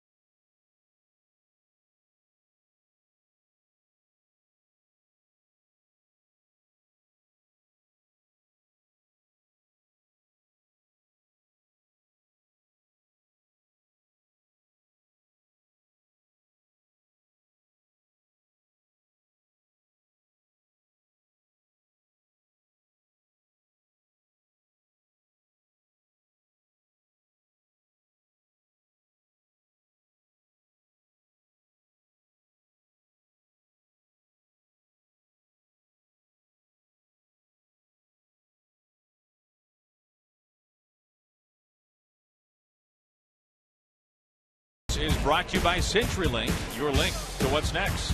By Money Tree, proud to make a donation to Mariners Care for every Mariners win. By Jack in the Box, taste the new black pepper cheeseburger today only at Jack in the Box. And by Geico, 15 minutes could save you 15% or more on car insurance. A beautiful shot there. Right by the water. USS Midway decommissioned. And now a very popular tourist attraction here in San Diego. Shields back out there. Pitch number 94 of the day. Facing Austin Jackson.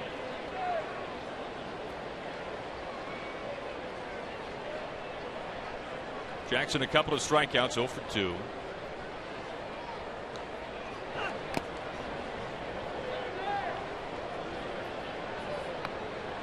Shields has been one of the best strikeout pitchers in baseball so far this year. 116 over the first nearly 98 innings that he's thrown this season.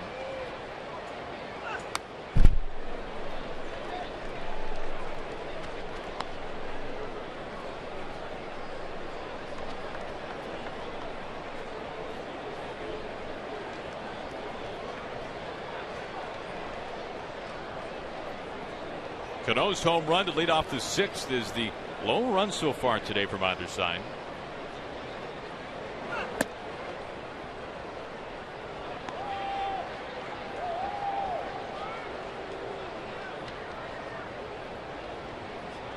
He's pretty much done what we expected he was going to do, and that is mix it up, throw all of his pitches, and will not give in to hitters. He's used both sides of the plate. He's had a really good changeup today, and there's another one.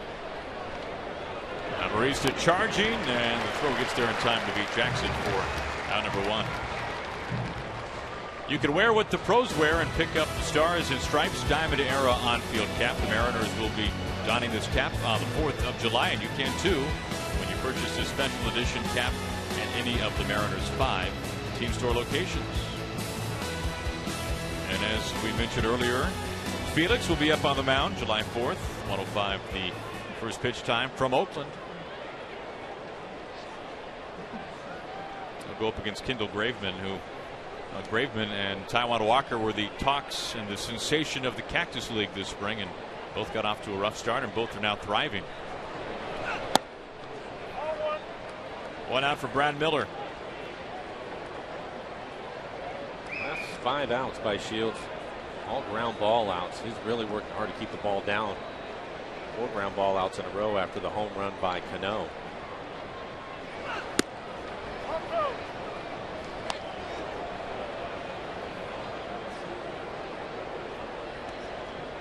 We saw Kennedy last night with lots and lots of fly ball outs early. They eventually came back to sting him. The 2 home runs, Zunino and Miller.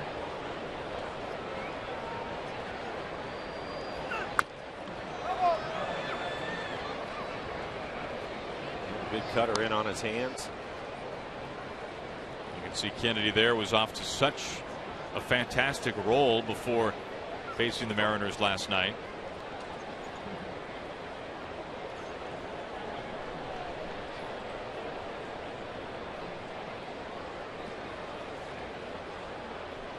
Fidel Nuno warming up in the bullpen.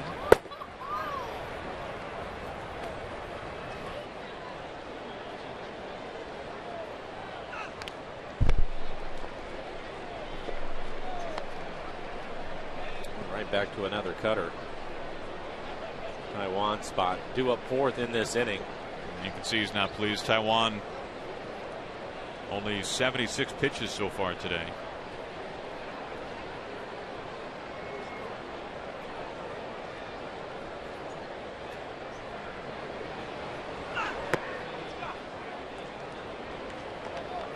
Full count to Miller, 1 out, nobody on.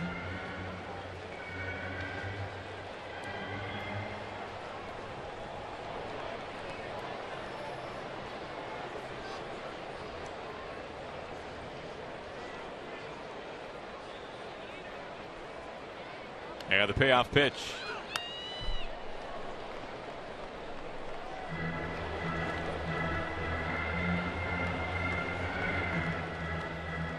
So Shields' pitch count getting up there now.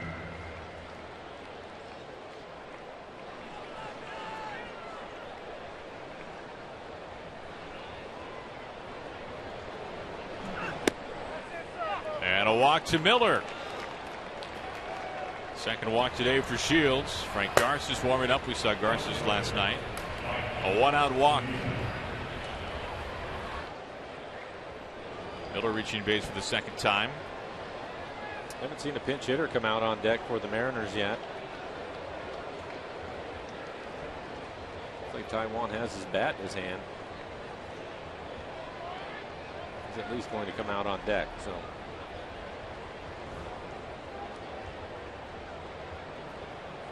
One out, one on for Zunino.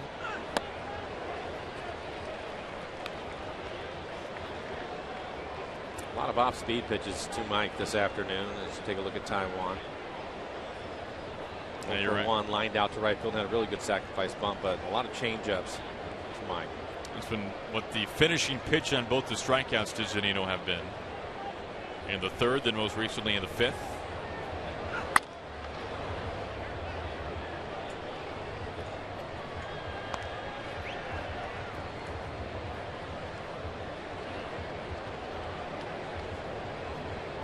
Of course, a little bit of a different game here inside of a National League ballpark. Lloyd with some National League roots during his managing days for the Pirates. So he's used to this.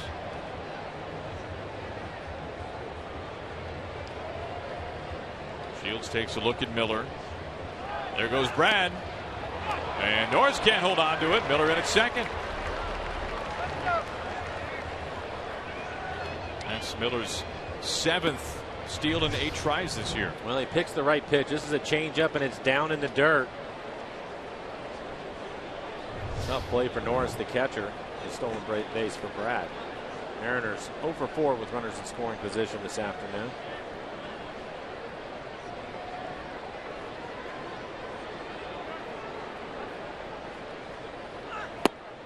And he gets him again with the changeup. That has been a really tough pitch for Zunino to handle, and other Mariners hitters as well. 2 outs. And it'll be Dustin Ackley coming out to pinch hit for Taijuan Walker.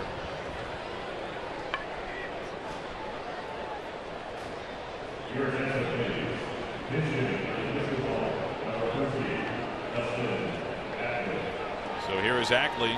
2 outs. Miller at second.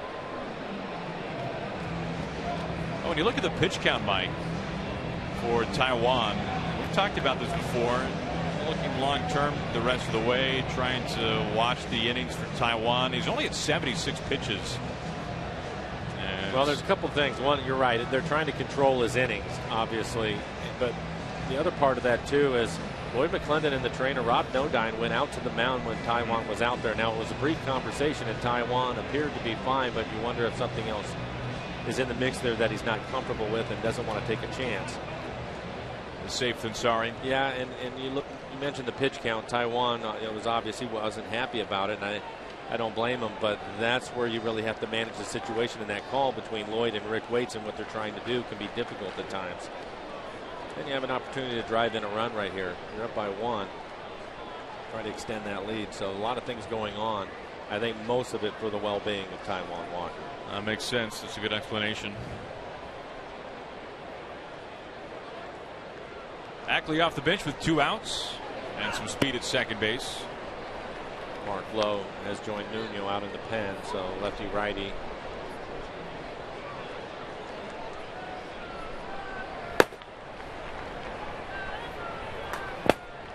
Now Walker was fantastic today. No walks, 7 strikeouts. So that's his 4th straight start without a walk.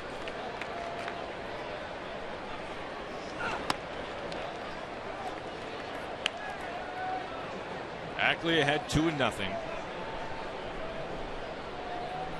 Now for Shields, like it was for Kennedy, neither starting pitcher getting any help offensively. No, and 111 pitches, 69 strikes for him. A lot of credit again. His last outing against Seattle, he had a season high 115 pitches.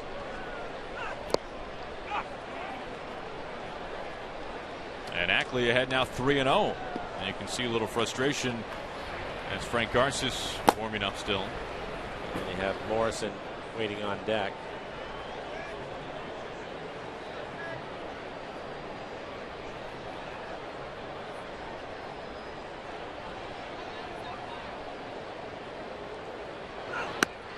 And he walks Ackley on 4 pitches. Second walk this inning, and the third today.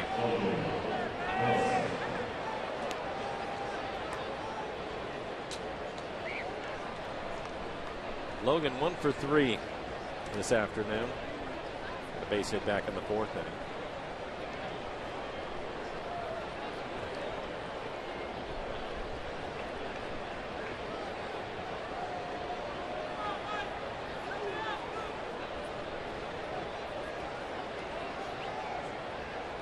First pitch to Lomo. And I would think because of the pitch count and who was standing on deck, which is Robinson Cano, this will be his last hitter. Showed you the left-hander Garces getting loose in the pen, and Cano coming into the game hitting .402 with 4 home runs off of Shields, and already 2 for 3 with a home run this afternoon.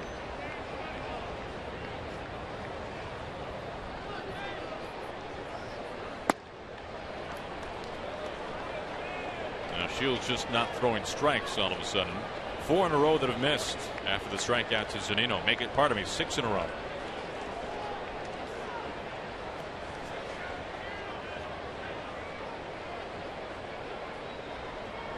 Again, now tied a season high 115 pitches. Like you're running out of gas.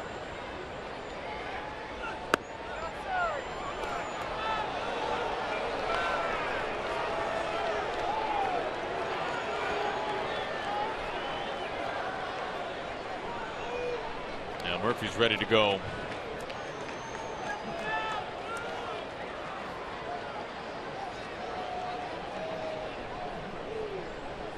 The 3-0 to Logan Morrison, and a 4-pitch walk yet again. Back-to-back walks on 4 pitches. And you have to figure here comes the hook. And there it is. 117 pitches for Shields, whose tank just eventually ran empty here in the 7th inning. The Mariners have him loaded up for the 2nd time today. And that'll be all she wrote for Shields, who is clearly very upset. So we'll step aside. Mariners a chance to add on to this slim 1-0 lead.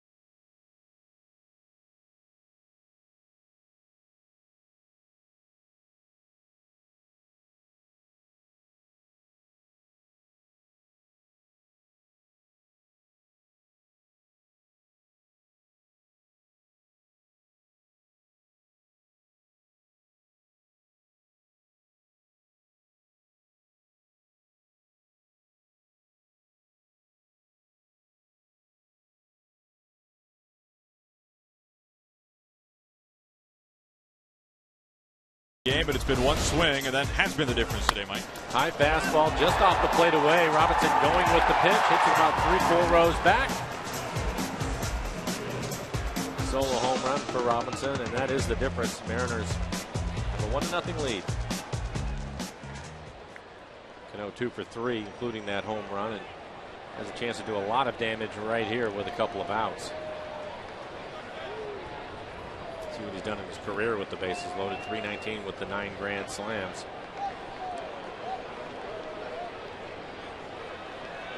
This situation no stranger. The Mariners could not cash in with the bases loaded earlier. They left him full. And again, they have the shift on with Cano hitting. Watch out. Curve from Garces that gets away. Which is interesting. Garces, pretty good fastball, be on the low 90s. Also kind of crossfires. I think that with a left-handed hitter up there, especially one like Cano, pretty good chance he'll hit the ball the other way. His base hit was back up the middle, a line drive.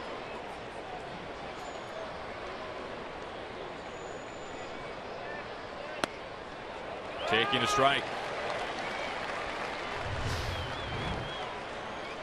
Well, this is following the home run from Cano earlier. Just taking care of the bat that takes care of him.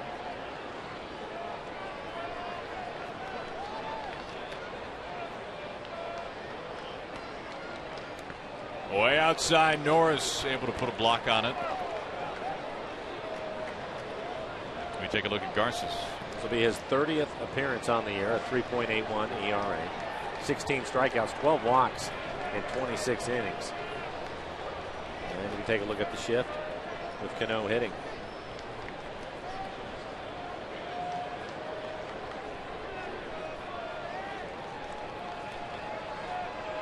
Bases loaded, 2 outs.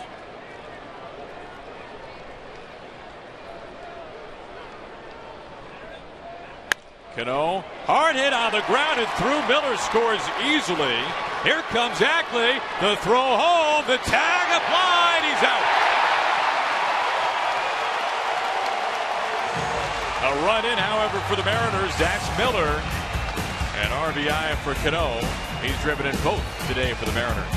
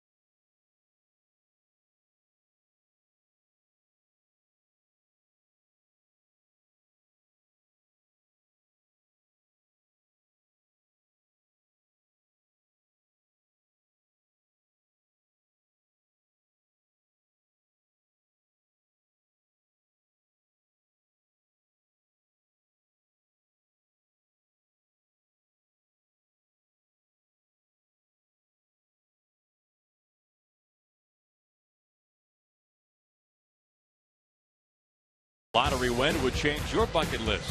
Play today. Mariners tack on a run. RBI from Cano, but Ackley cut down to the plate. So 2-0 Mariners on top as we begin things in the bottom of the 7th. And a fine start once again today, Mike, Taijuan Walker. I thought he was really good today. Commanded his fastball again, and he threw it a lot along with his changeup. But 6 innings, only 1 hit. Did not give up a run. Didn't walk anybody. A big key. Had 7 strikeouts. He threw 76 pitches in the game. Wondering why he was coming out of the ball game, but there's pick up a run, and you can see Trent Jewett having a conversation with Taijuan. And again, I think because Lloyd and the trainer Rob Nodine had gone out the previous inning checking on Taijuan. That was enough. Trent with a smile on his face now, so everything is good in the dugout. Mariners pick up a run. So it is Vidal Nuno now up on the mound for the Mariners, facing Yonder Alonso to begin things. Nuno, a 2.61 ERA, 10 strikeouts, 10 in the third. He's only walked 1 batter.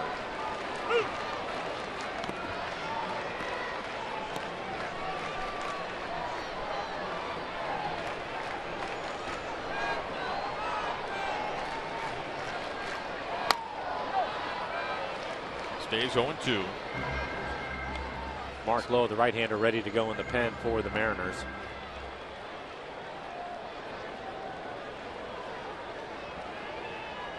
Mark. Alonso, a soft chopper. Cano to pick it up, throw to first, and out number 1.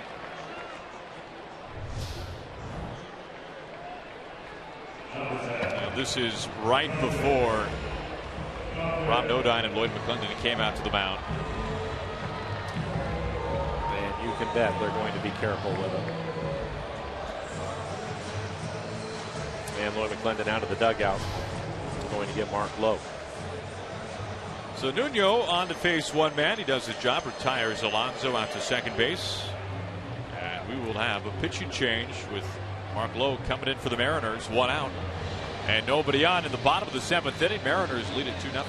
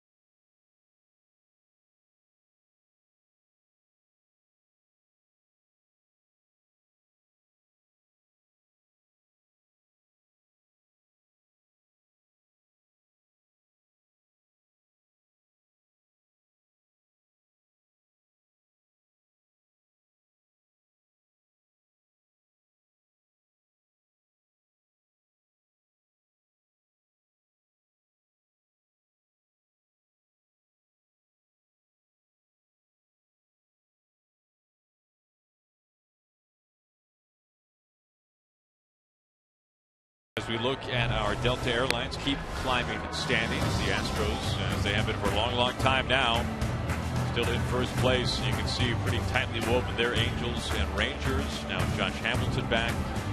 The Mariners ought to see the A's. He's finishing up the series today against Colorado. A's leading right now at the top of the 6th, 3-1. So 4-game series coming up against Oakland as we got a new pitcher. It's Mark Lowe. 23rd appearance for Mark. He's really pitched well. 0.82 ERA, 26 strikeouts over the 22 innings that he has pitched. Opponent's hitting .235. He has yet to give up a home run this year. Good fastball. Will be in the mid-90s with his fastball and a hard slider.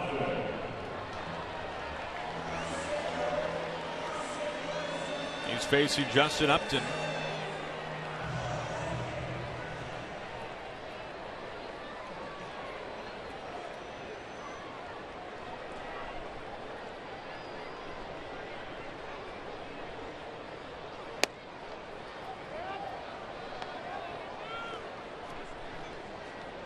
When you think about Taijuan Walker and what he has done now in his last 7 starts, it really seems like, Mike, he has forged the gap between a young pitcher with electric stuff and a young pitcher with command. He's now kind of put those two things together. And Lloyd said the other day that it takes more than just stuff and command to make an elite big league pitcher. He talked about a presence, a demeanor, the confidence, but that's certainly true.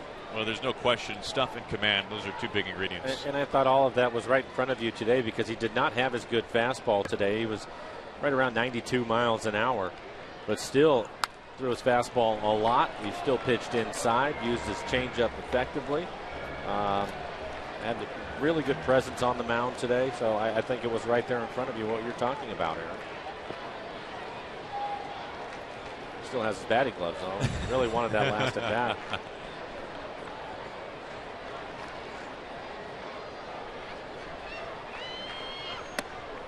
A little bit high, 1-2.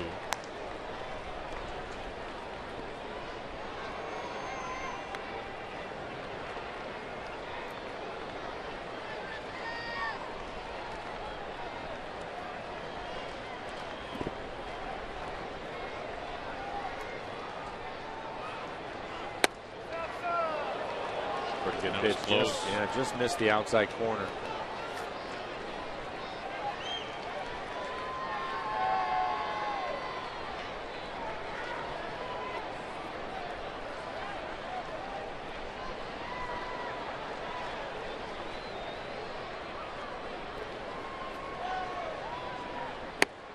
Oh, and he got a funky swing there from Upton. Fooled him up a little bit with the timing. We'll take a look at it. It's a well-placed slider away after a number of fastballs at 95 miles an hour. He comes back with a slider. Perfect location on the outside corner.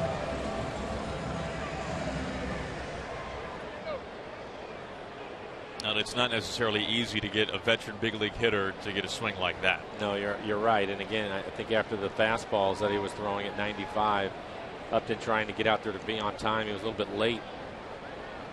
And then he dropped the slider. But the key to it was he had to still locate it. And he was able to put it right on the outside corner. If he leaves it on the plate at all, he still gives him a chance to put it in play.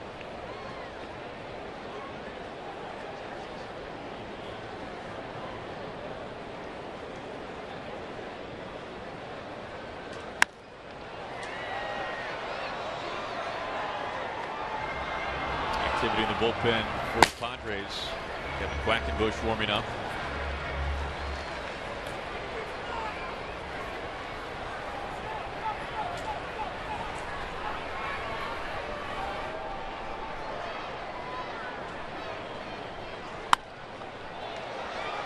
Seager chasing it into the seats, 1-2. You talk sometimes about the demeanor of a pitcher out of the bullpen, and Mark Lowe seems to be a guy, when you talk to him about being a pitcher in relief, he really relishes the experience of working out of the bullpen, loves the adrenaline rush, and more than anything, he said he loves the idea of being able to go out there and just let it free for an inning in low 95, 96. Doesn't have to hold anything back. This is hit squarely on a line, turning Cruz around. Cruz off the wall. And with 2 outs, Solarte tiptoeing into second.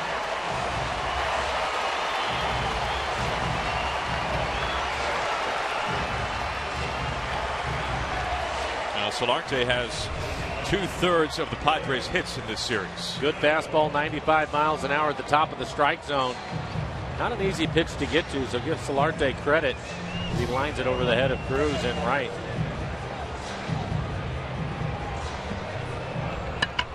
That's a pretty fearsome duo right there, Montgomery and Taiwan. Montgomery 1 hit over 9. Walker 1 hit over 6 today.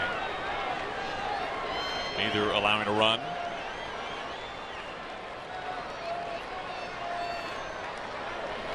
The pitch to Venable.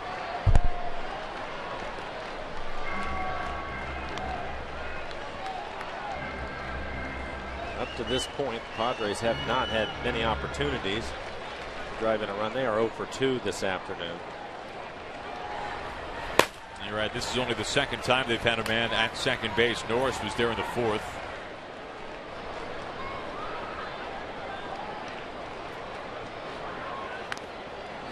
Oh, and 2.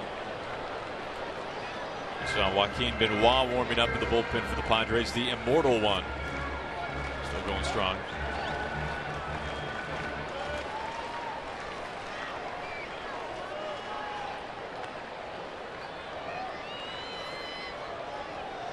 Lowe trying to work around a 2-out double.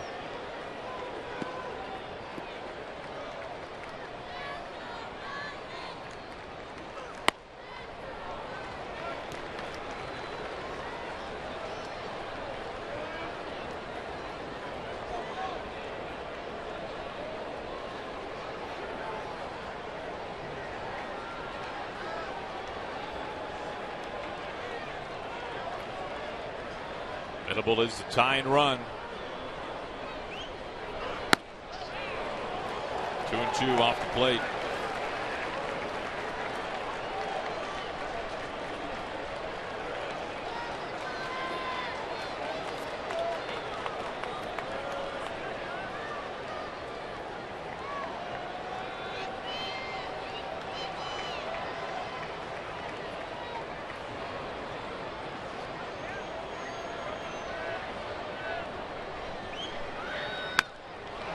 Check swing and a foul ball.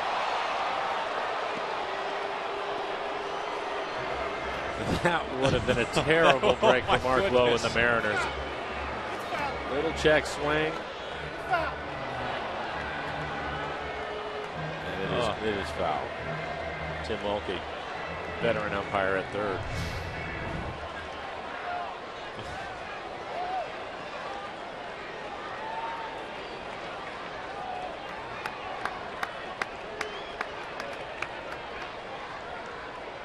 Solarte at second, 2 outs.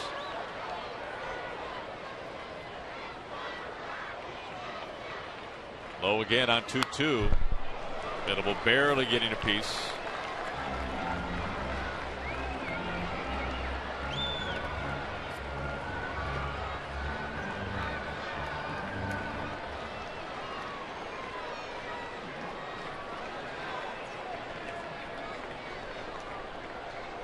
Venable making Low work a little bit here.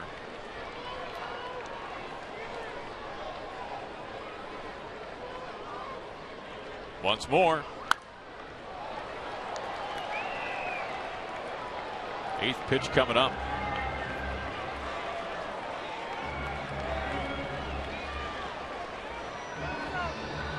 And here comes pitching coach Rick Waits. Waiter wanting to talk it over with Lowe. Last pitch was a good one, 96 miles an hour right on the outside corner. Take a good look at it. Everything away from Venable. Is there a cooler looking dude in baseball than Rick Waits? With that mustache? He's got it going on, Blow. No, there's no question. A sharp guy. Snappy dresser. Oh, absolutely. Charlie Clover's getting loose in the bench for the Mariners.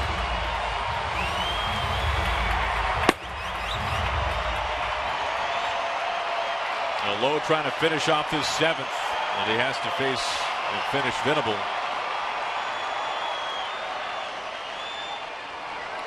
Venable the tie and run. Here we go, the 2-2. Now more of the same. Trying to catch up to 96 and elevated 96.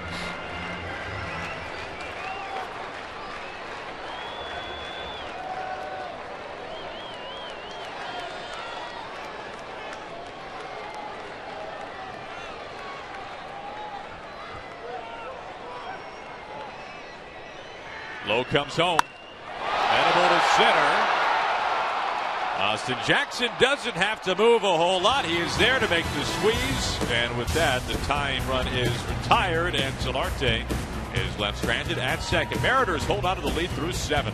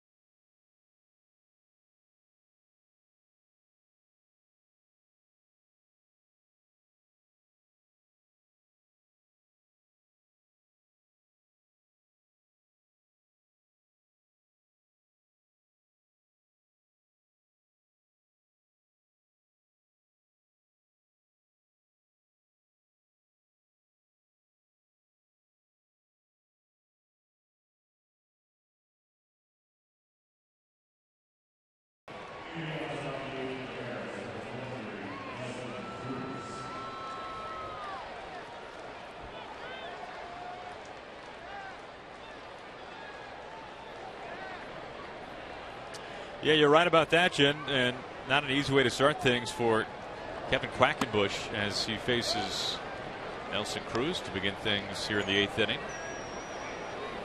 Cruz, Seager, Gutierrez.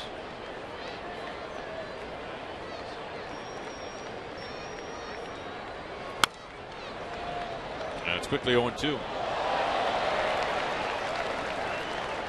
Now, Quackenbush is certainly one of the more unique names in baseball, to say the least. And you can see the one-of-a-kind nameplate right there. In the minor leagues in recent years, minor league baseball has done a really fun promotion called the Minors Moniker Madness, where they have, in bracket form, pitted the best names of that season throughout all of the minors, from single A all the way to triple A. As you can imagine, Quackenbush has been a part of that. On a line, right center field, base hit for Cruz. Scooped up by Melvin Upton. Melvin Upton Jr., the new center fielder. Now the balloting blitz continues to get Nelson Cruz to the All-Star game. The polls currently have the Mariners slugger at the top of the designated hitter category. Help him keep the lead by voting for Nelson up to 35 times at Mariners.com. Hurry, voting ends tomorrow at 8:59 Pacific, so vote Cruz at Mariners.com.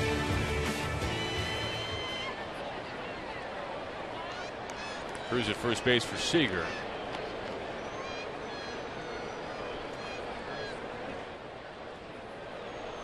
But Quackenbush made it far in the poll in the bracket, as you can see Upton there. He lost out to Rougned Odor, the second baseman for the Rangers, and Seth Schwindenhammer was the eventual champion back in 2011. Others that were close, Dusty Harvard, Beamer Weems.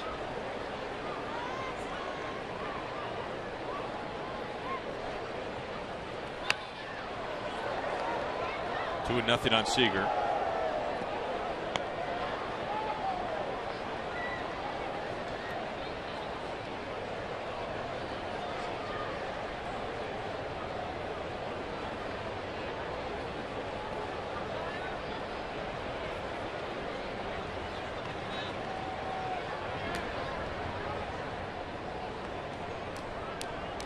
Fernando warming up in the bullpen.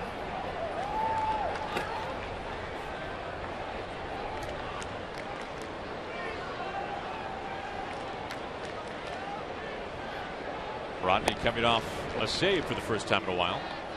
Cruz has got about a step-and-a-half lead over first, and Quackenbush has thrown over there 3 times already. Count 1-1 to Seager.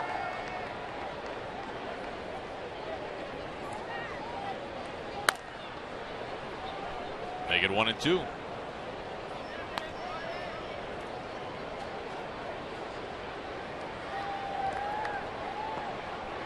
We mentioned earlier the Padres bullpen last year, one of the very best in baseball, entering this series, the 13th in the National League, an ERA pushing 4.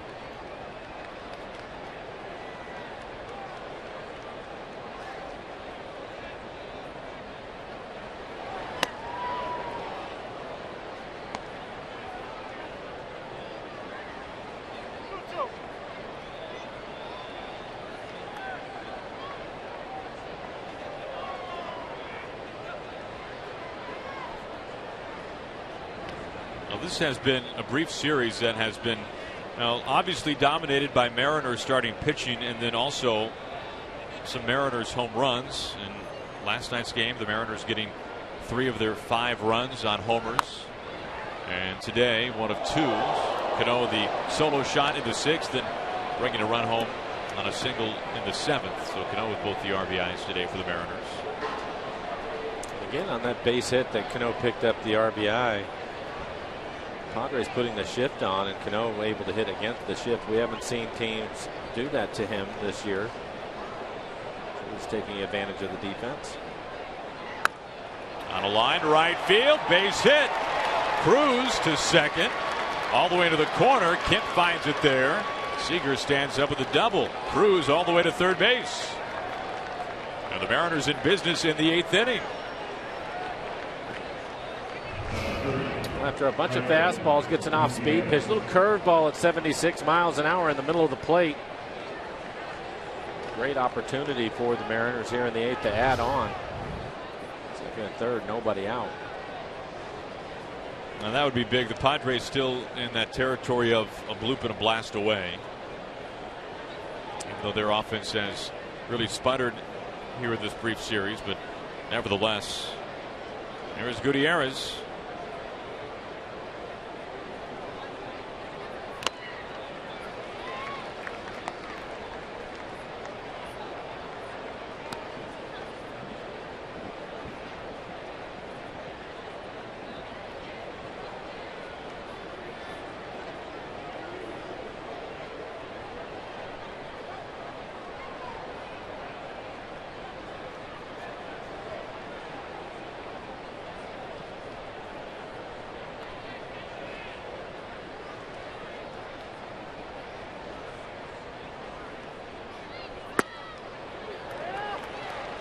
Nice pitch there to make it 0-2.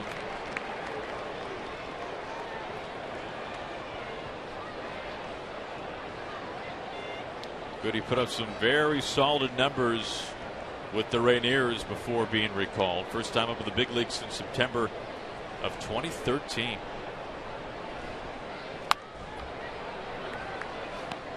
Still 0-2.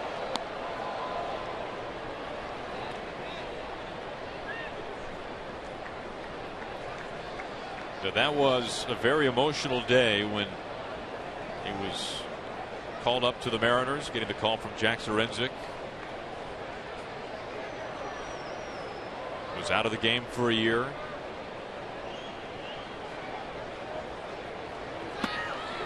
And there's that pitch again from Quackenbush.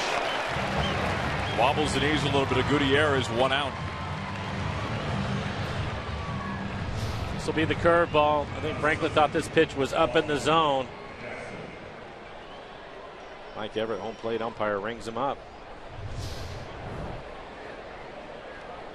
1 out. Cruz stays at third. Seager at second.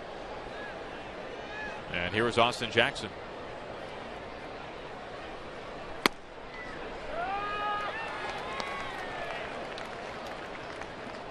Jackson 0 for 3, a couple of strikeouts.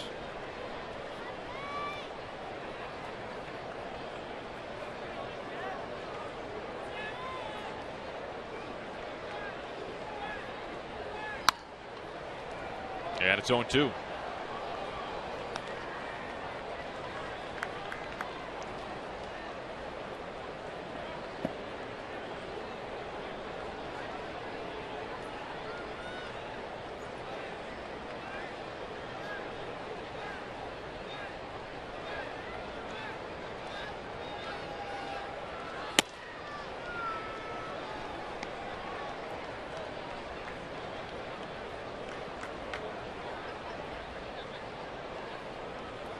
Cruz the single to lead things off. Was pushed to third base on the double by Seager.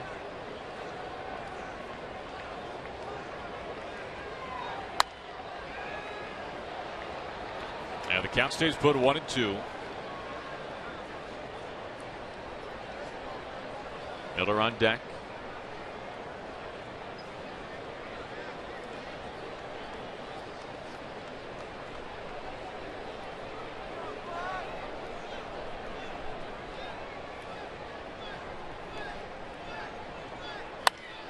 To right field. This sends Kent back. Drifting back some more for out number 2, but Cruz is able to tag and waltz home to score the Mariners' third run of the day as Austin Jackson, an RBI, sacrifice fly to right field. 3-0 Mariners. 2 outs. As we take a look to our CenturyLink What's Next. As the Mariners are off to Oakland after this one's over with. Roenis Elias getting the ball tomorrow night. Good pitching matchup against Scott Kazmir. Felix on July 4th. Well, we talked earlier about the ERA for the A's and how they just continue to pitch better and better and better as each month rolls along. The Boy, their defense this year has just been dreadful at times. They hired Ron Washington about a month ago to help out in that specific category. Seager now at third. But for a team with such good pitching, the defense has not helped. It was a big at bat by Austin Jackson to get the runner in. Mariners had a similar situation in the fourth and didn't do much with it. Miller hits this fly ball out to Melvin up there in center. He's there to make the catch. Seager left at third, but a run in. Sac fly by Austin Jackson as we go to the bottom of the 8th inning.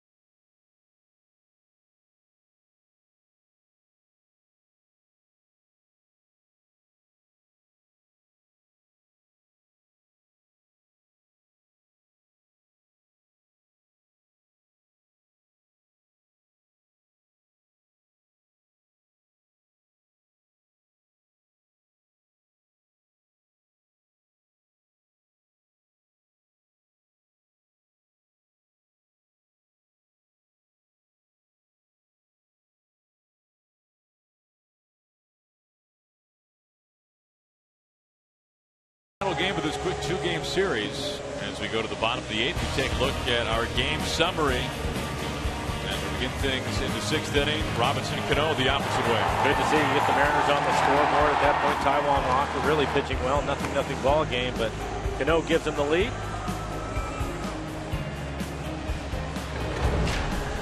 And then we flash forward to the 7th. It was Cano once again, a ground ball up the middle, bringing in the Mariners' second run today. And almost a third, but Ackley out at home.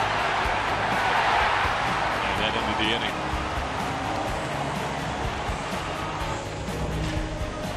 And then in the 8th, Austin Jackson, a good at bat. Second and third with one out.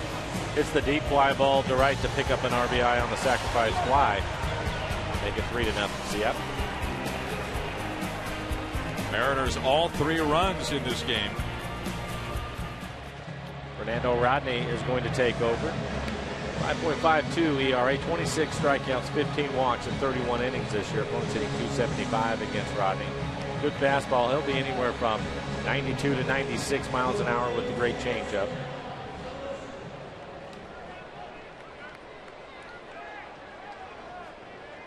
Rodney working for the hold today as he faces Jed Jerko, the bottom third of the Padres order.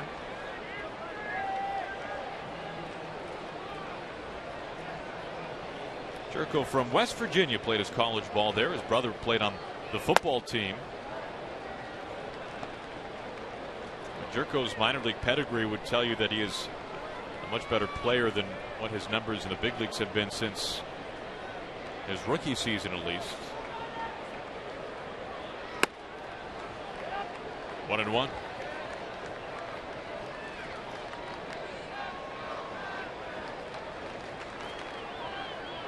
Charlie Furbush up for the second time in the ballgame. He's getting loose out in the pen for the Mariners.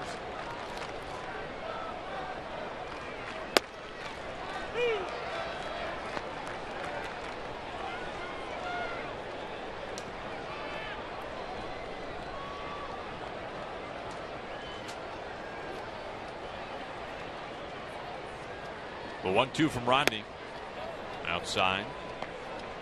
Now we saw Rodney pick up the save a little while ago, but Lloyd still essentially going with the matchups as Lloyd brought Carson Smith on in what was the more pivotal part of the game against the Angels. Brought Rodney into the ninth. Right back up the middle, a base hit.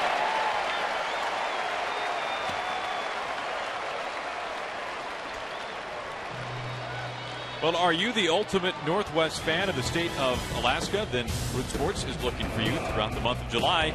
Send us a photo and story using hashtag UltimateNWFanAK or by email at ultimatefan@rootsports.com. You could win a VIP trip for two to Seattle in October, a personalized jersey and more. For official rules, just visit rootsports.com. Leadoff man aboard for the Padres, and it brings in Amarista. We saw Clint Barmas at shortstop in last night's game. Amarista there today against a right-handed starter.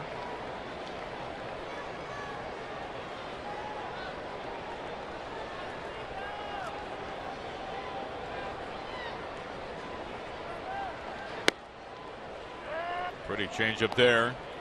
1-1.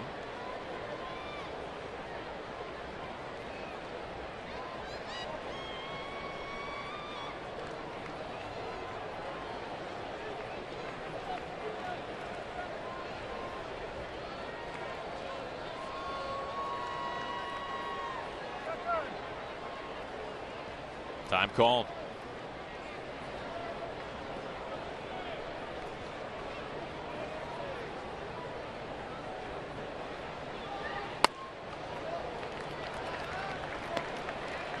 Best fastball so far at 95 miles an hour up out of the zone.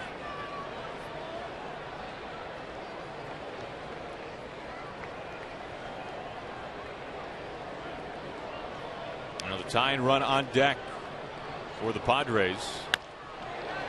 Soft ground ball. Cano quickly out of his hands. Miller on to first base in time for the double play.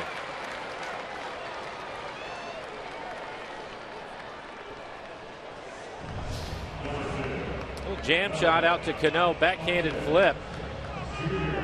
Brad able to get just enough on the throw to get the double play. Good fastball by Rodney, getting in on his hands.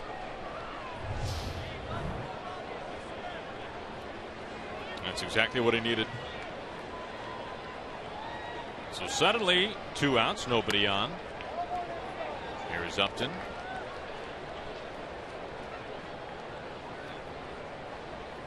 Melvin Upton Jr. coming off the bench, hitting in the pitcher spot.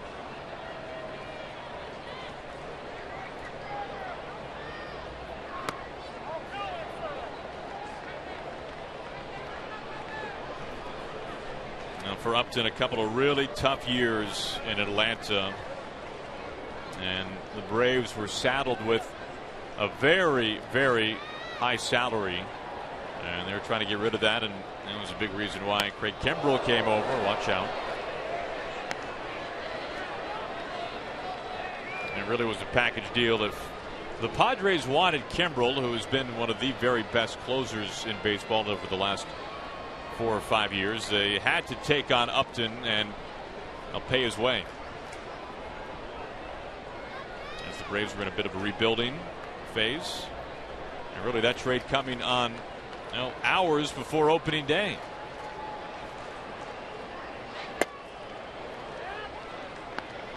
Three and one.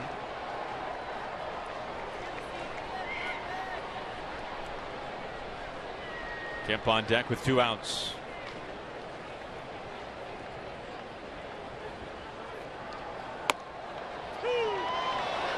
Turns out to be a strike. Upton has to get back in the batter's box.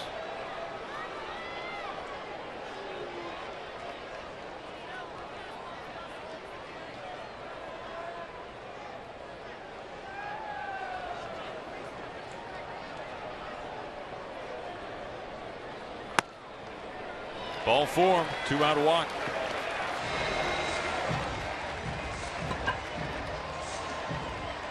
First walk today from a Padres hitter. And here comes Kemp.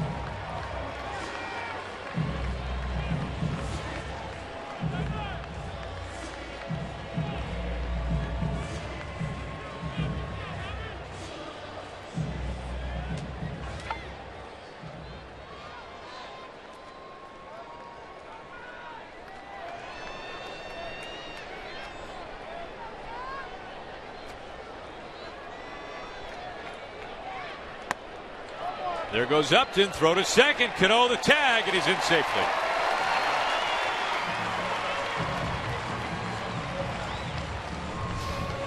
Pretty good pitch for Mike to throw on, but a great jump by Upton. Still has the blazing speed.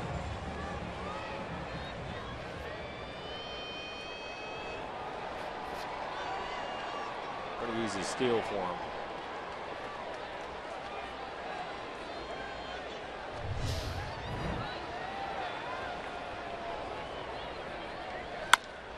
Kemp to Miller. Upton has to get out of the way. And that completes the 8th inning. Fernando Rodney, a scoreless frame as we go to the 9th here in San Diego. Mariners have the lead.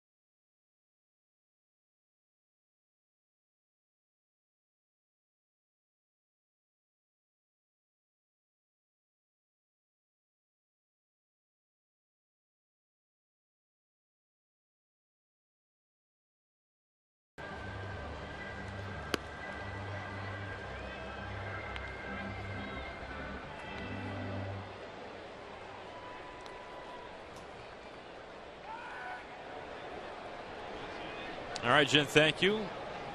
Jason Bay should have some good thoughts on this one today. Taijuan Walker. Walker, the low pitch count today. We'll find out more after the game as to what exactly all went into Taijuan leaving a little bit earlier than probably we all expected. Zunino leading things off against Quackenbush to begin the 9th. Seth Smith has come out of the dugout. He will hit in the pitcher's spot. He's on deck as you take a look at Carson Smith out in the bullpen. He will get an opportunity to pitch the 9th inning. A ball and a strike to the Mariners catcher.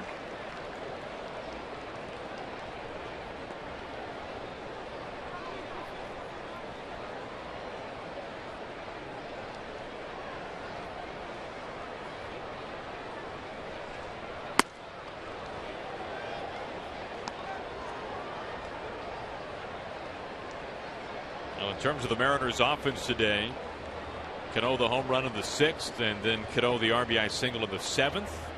Jackson the sac fly in the 8th inning. So the runs coming in the later frames. With the 2 RBI performance from Cano, Mike, we might see the High Sox tomorrow in Oakland. Probably a pretty good chance, knowing baseball players in the way that they are. Why not? 3 hits today. Zunino a leadoff walk. Well, make your voice heard. Nominate your favorite plays of the week by tweeting us using the hashtag RootFanFave. Each month, one lucky fan will win a Coors Light Refresherator just for participating. For official rules, just visit rootsports.com. Leadoff man aboard for Seth Smith.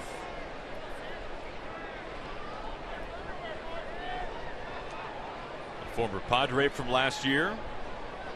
Smith was in the starting lineup last night when hitless.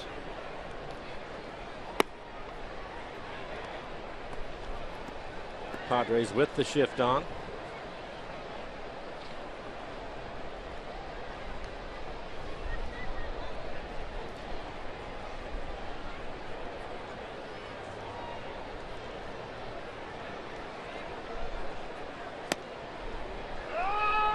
And a strike to make it 1-1.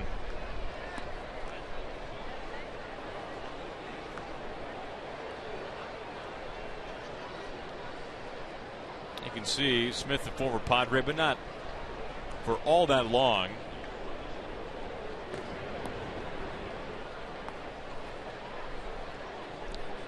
And the man that he was traded for, Brandon Maurer, will not be seeing him, it looks like, in this series. Saw him back at Safeco Field in May. On the ground into the shift. Amarista, a lob, and it's not close. And there's nobody at third base. I think Solarte, he was playing so far away from the base that Amarista, when he turned around, Solarte was still sprinting towards the bag. And it fooled him as he lobs it over his head.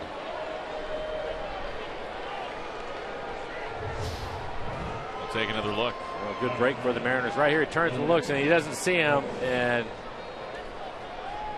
it's a lob.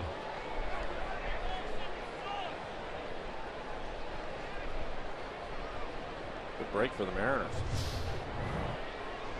Fielder's choice for Smith and the error. You're right. Second and third base now. It brings in Logan Morris in the infield. Has to creep in.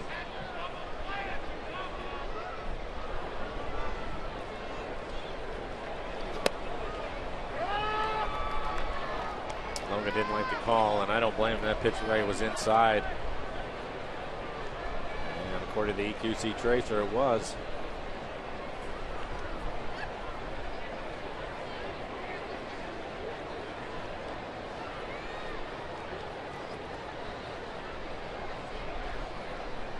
Lobo with a rope to right field, but right there to Kemp, who makes the catch. Zunino tagging, and the Mariners get their second consecutive sacrifice fly. The Mariners now take a 4-0 lead. And a really good at bat for Logan Morrison.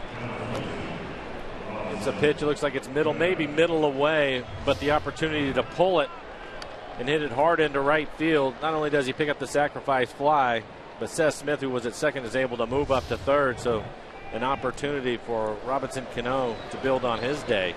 Cano already with 2 RBIs in the game, 3 hits for Robinson.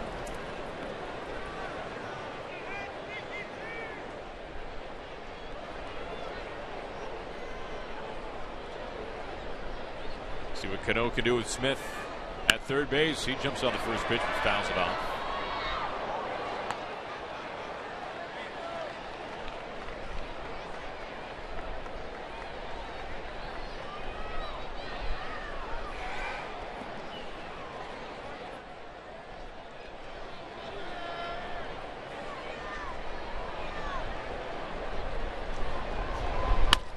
Cano to left center field. Upton happy to chase after it, and this is on the track off the very top of the wall. It easily brings in Seth Smith. What a day this has been for Robinson Cano. 3 RBIs and 4 hits, including a homer for the Mariners' second baseman, who makes it 5-0.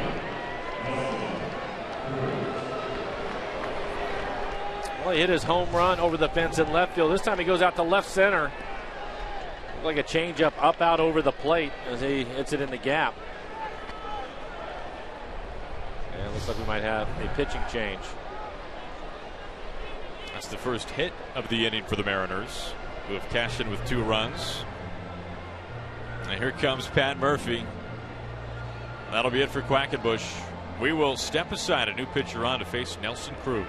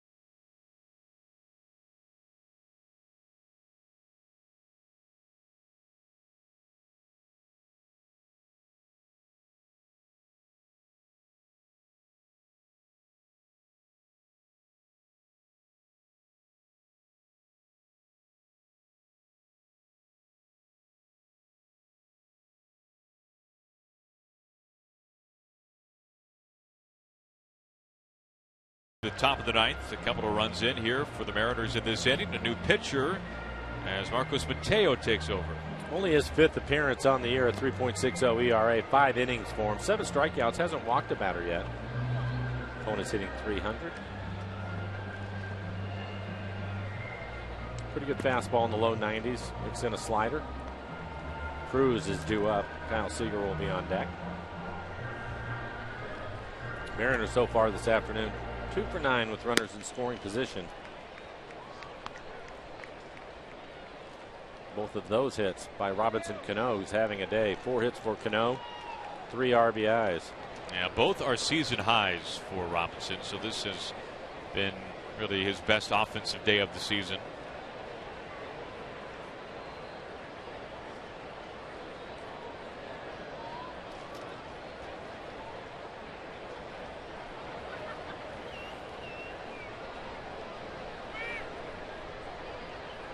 First pitch on the way to Cruz, going right after it.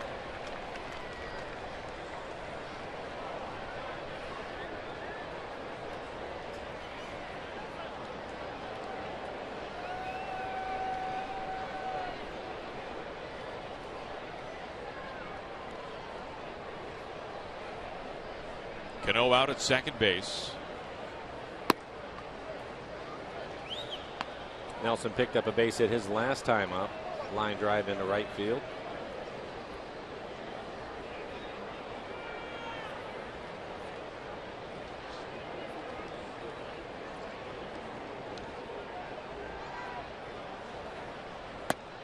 Really, with Cano, if you want to look at where this game fits in to the landscape of his very decorated career, this is the 10th time in his career with at least 4 hits and at least 3 RBIs.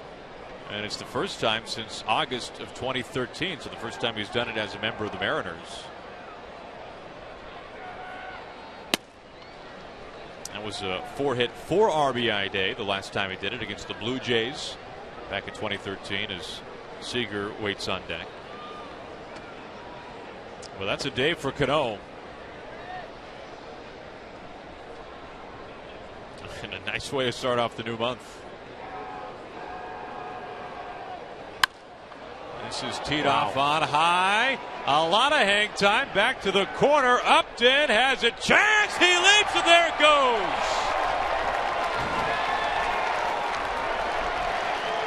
I've seen some towering home runs in my time. That one, I don't think you can hit it any higher. He gets a fastball that's on the inside corner at the top of the strike zone, and a towering fly ball. Still has enough carry.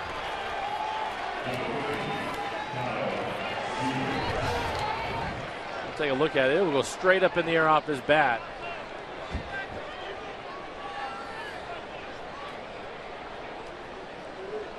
That is an impressive home run. Well, from what we have been told, that would not have been a home run last year. We mentioned earlier the seats as the walls has been moved in. The first 2 rows are new this year. Upton almost had a chance to make a catch over the short wall there that you saw, only 5 feet tall. But my goodness, Mike, because that's now number 20 for Cruz. You have to vote at Mariners.com. Vote Cruz. 20 home runs, and they have all been incredibly unique and in some form or another spectacular, it seems like. They've all been impressive in their own right. All of them a little bit different, but that was a towering home run. As you can see, Nelson Cruz hitting the home run on his birthday. Happy birthday to him. And the crew for the Diamond Club. Best seats in the house at Safeco Field. They're making the trip down here.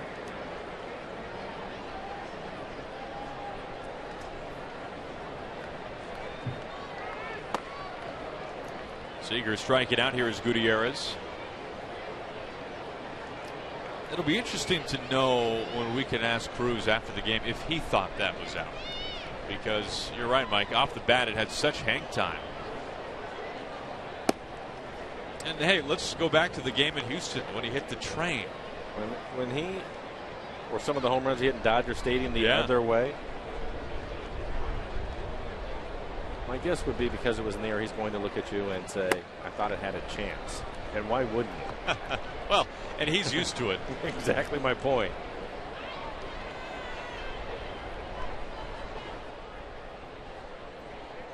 Tom Wilhelmsen is up now in the pen. Carson Smith has sat down. Here's Big Tom. So 4 home runs in this brief series. We saw Miller and Zunino yesterday, Cano and Cruz here this afternoon. Now the Mariners offense has come out to play here in San Diego. 5 runs yesterday, 7 so far this afternoon with 2 outs in the 9th.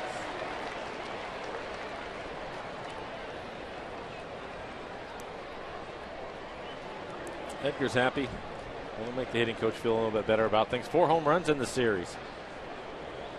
Menino, Miller, Cano, and now Cruz. And Goody caught looking. That was up and in. Second time looking for Gutierrez as Nelson Cruz. This was like a punt. Get up the stopwatch for hang time. And it just gets over the wall. 7-0. Cruz's 20th of the season.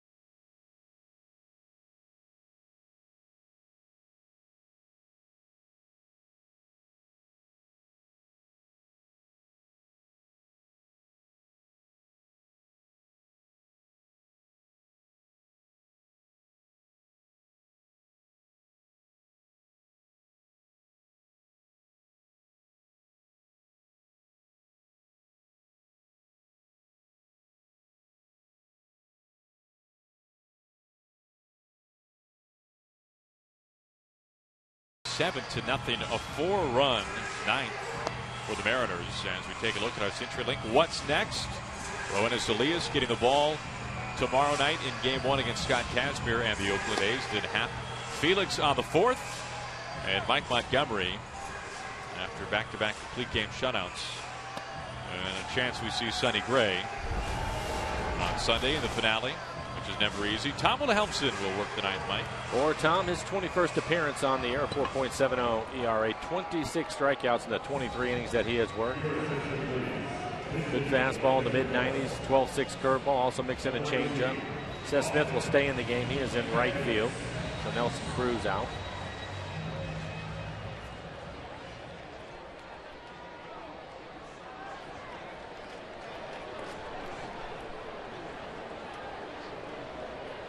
Austin Hedges, very highly touted prospect, the catcher for the Padres. First time we're seeing him pinch hitting for Norris.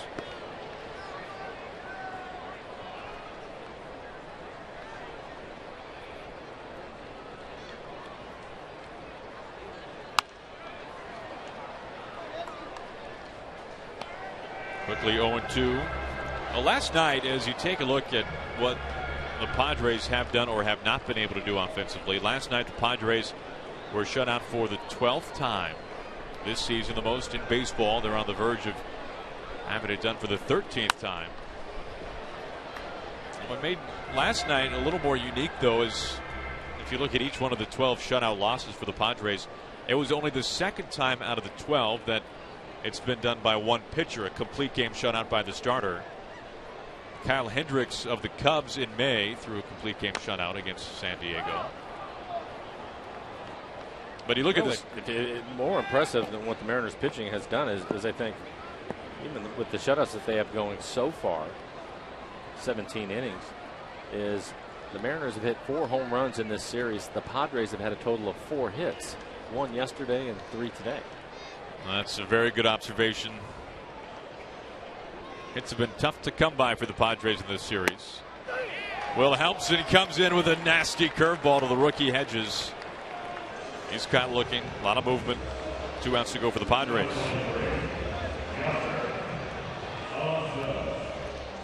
We talked about Tom. He's starting to use his curveball a little bit more. This is the 12-6 curveball on the inside corner. As always, Mike Zunino doing a good job framing the pitch, getting that strike called for Tom. No doubt. There is Alonso.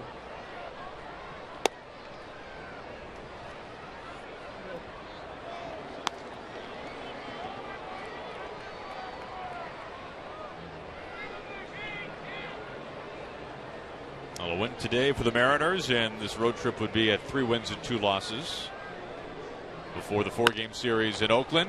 Now, Big Tom from Tucson, they call him that for a reason. Pretty good wingspan. Didn't need to use all of it. Alonso out number 2. And the Padres down to their final out. And we will have a pinch hitter, Brett Wallace. We saw him pinch hit last night. Wallace was managed by Pat Murphy at Arizona State. Murphy now the interim manager the rest of the way for the Padres this year. So a little bit of a reunion between these two. Starts him off, strike 1.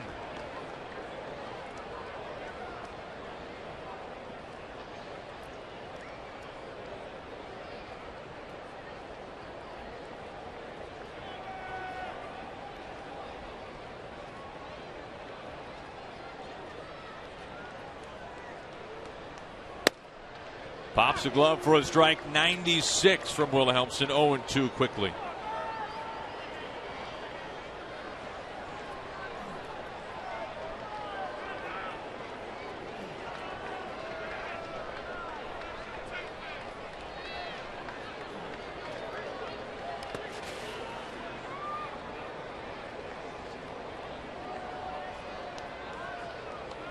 Well, after the Mariners lost on a walk-off wild pitch in Anaheim, coming here to San Diego and winning in a pretty convincing, dominant fashion, exactly what the Mariners were hoping for. Well, it is, and we continuously talked about the Mariners' schedule, and it's turned a little bit for them. The Padres having their issues is telling them to get the strikeout in the game, and now they have Oakland, who has also struggled for 4 games over the weekend. Now the Boo Birds showing up a little bit here in San Diego because the Mariners blank the Padres for the 2nd straight game. The Mariners 4 home runs. The Padres, Mike, as you mentioned, only 4 hits in these 2 games. Taijuan Walker impressive again. Taijuan will get the win. That'll be his 7th win on the season. Only threw 76 pitches, but for Taijuan, 6 innings, just the 1 hit. Did not walk about or had 7 strikeouts. Nelson Cruz, his 20th home run of the year, a 2-run homer in the 9th inning.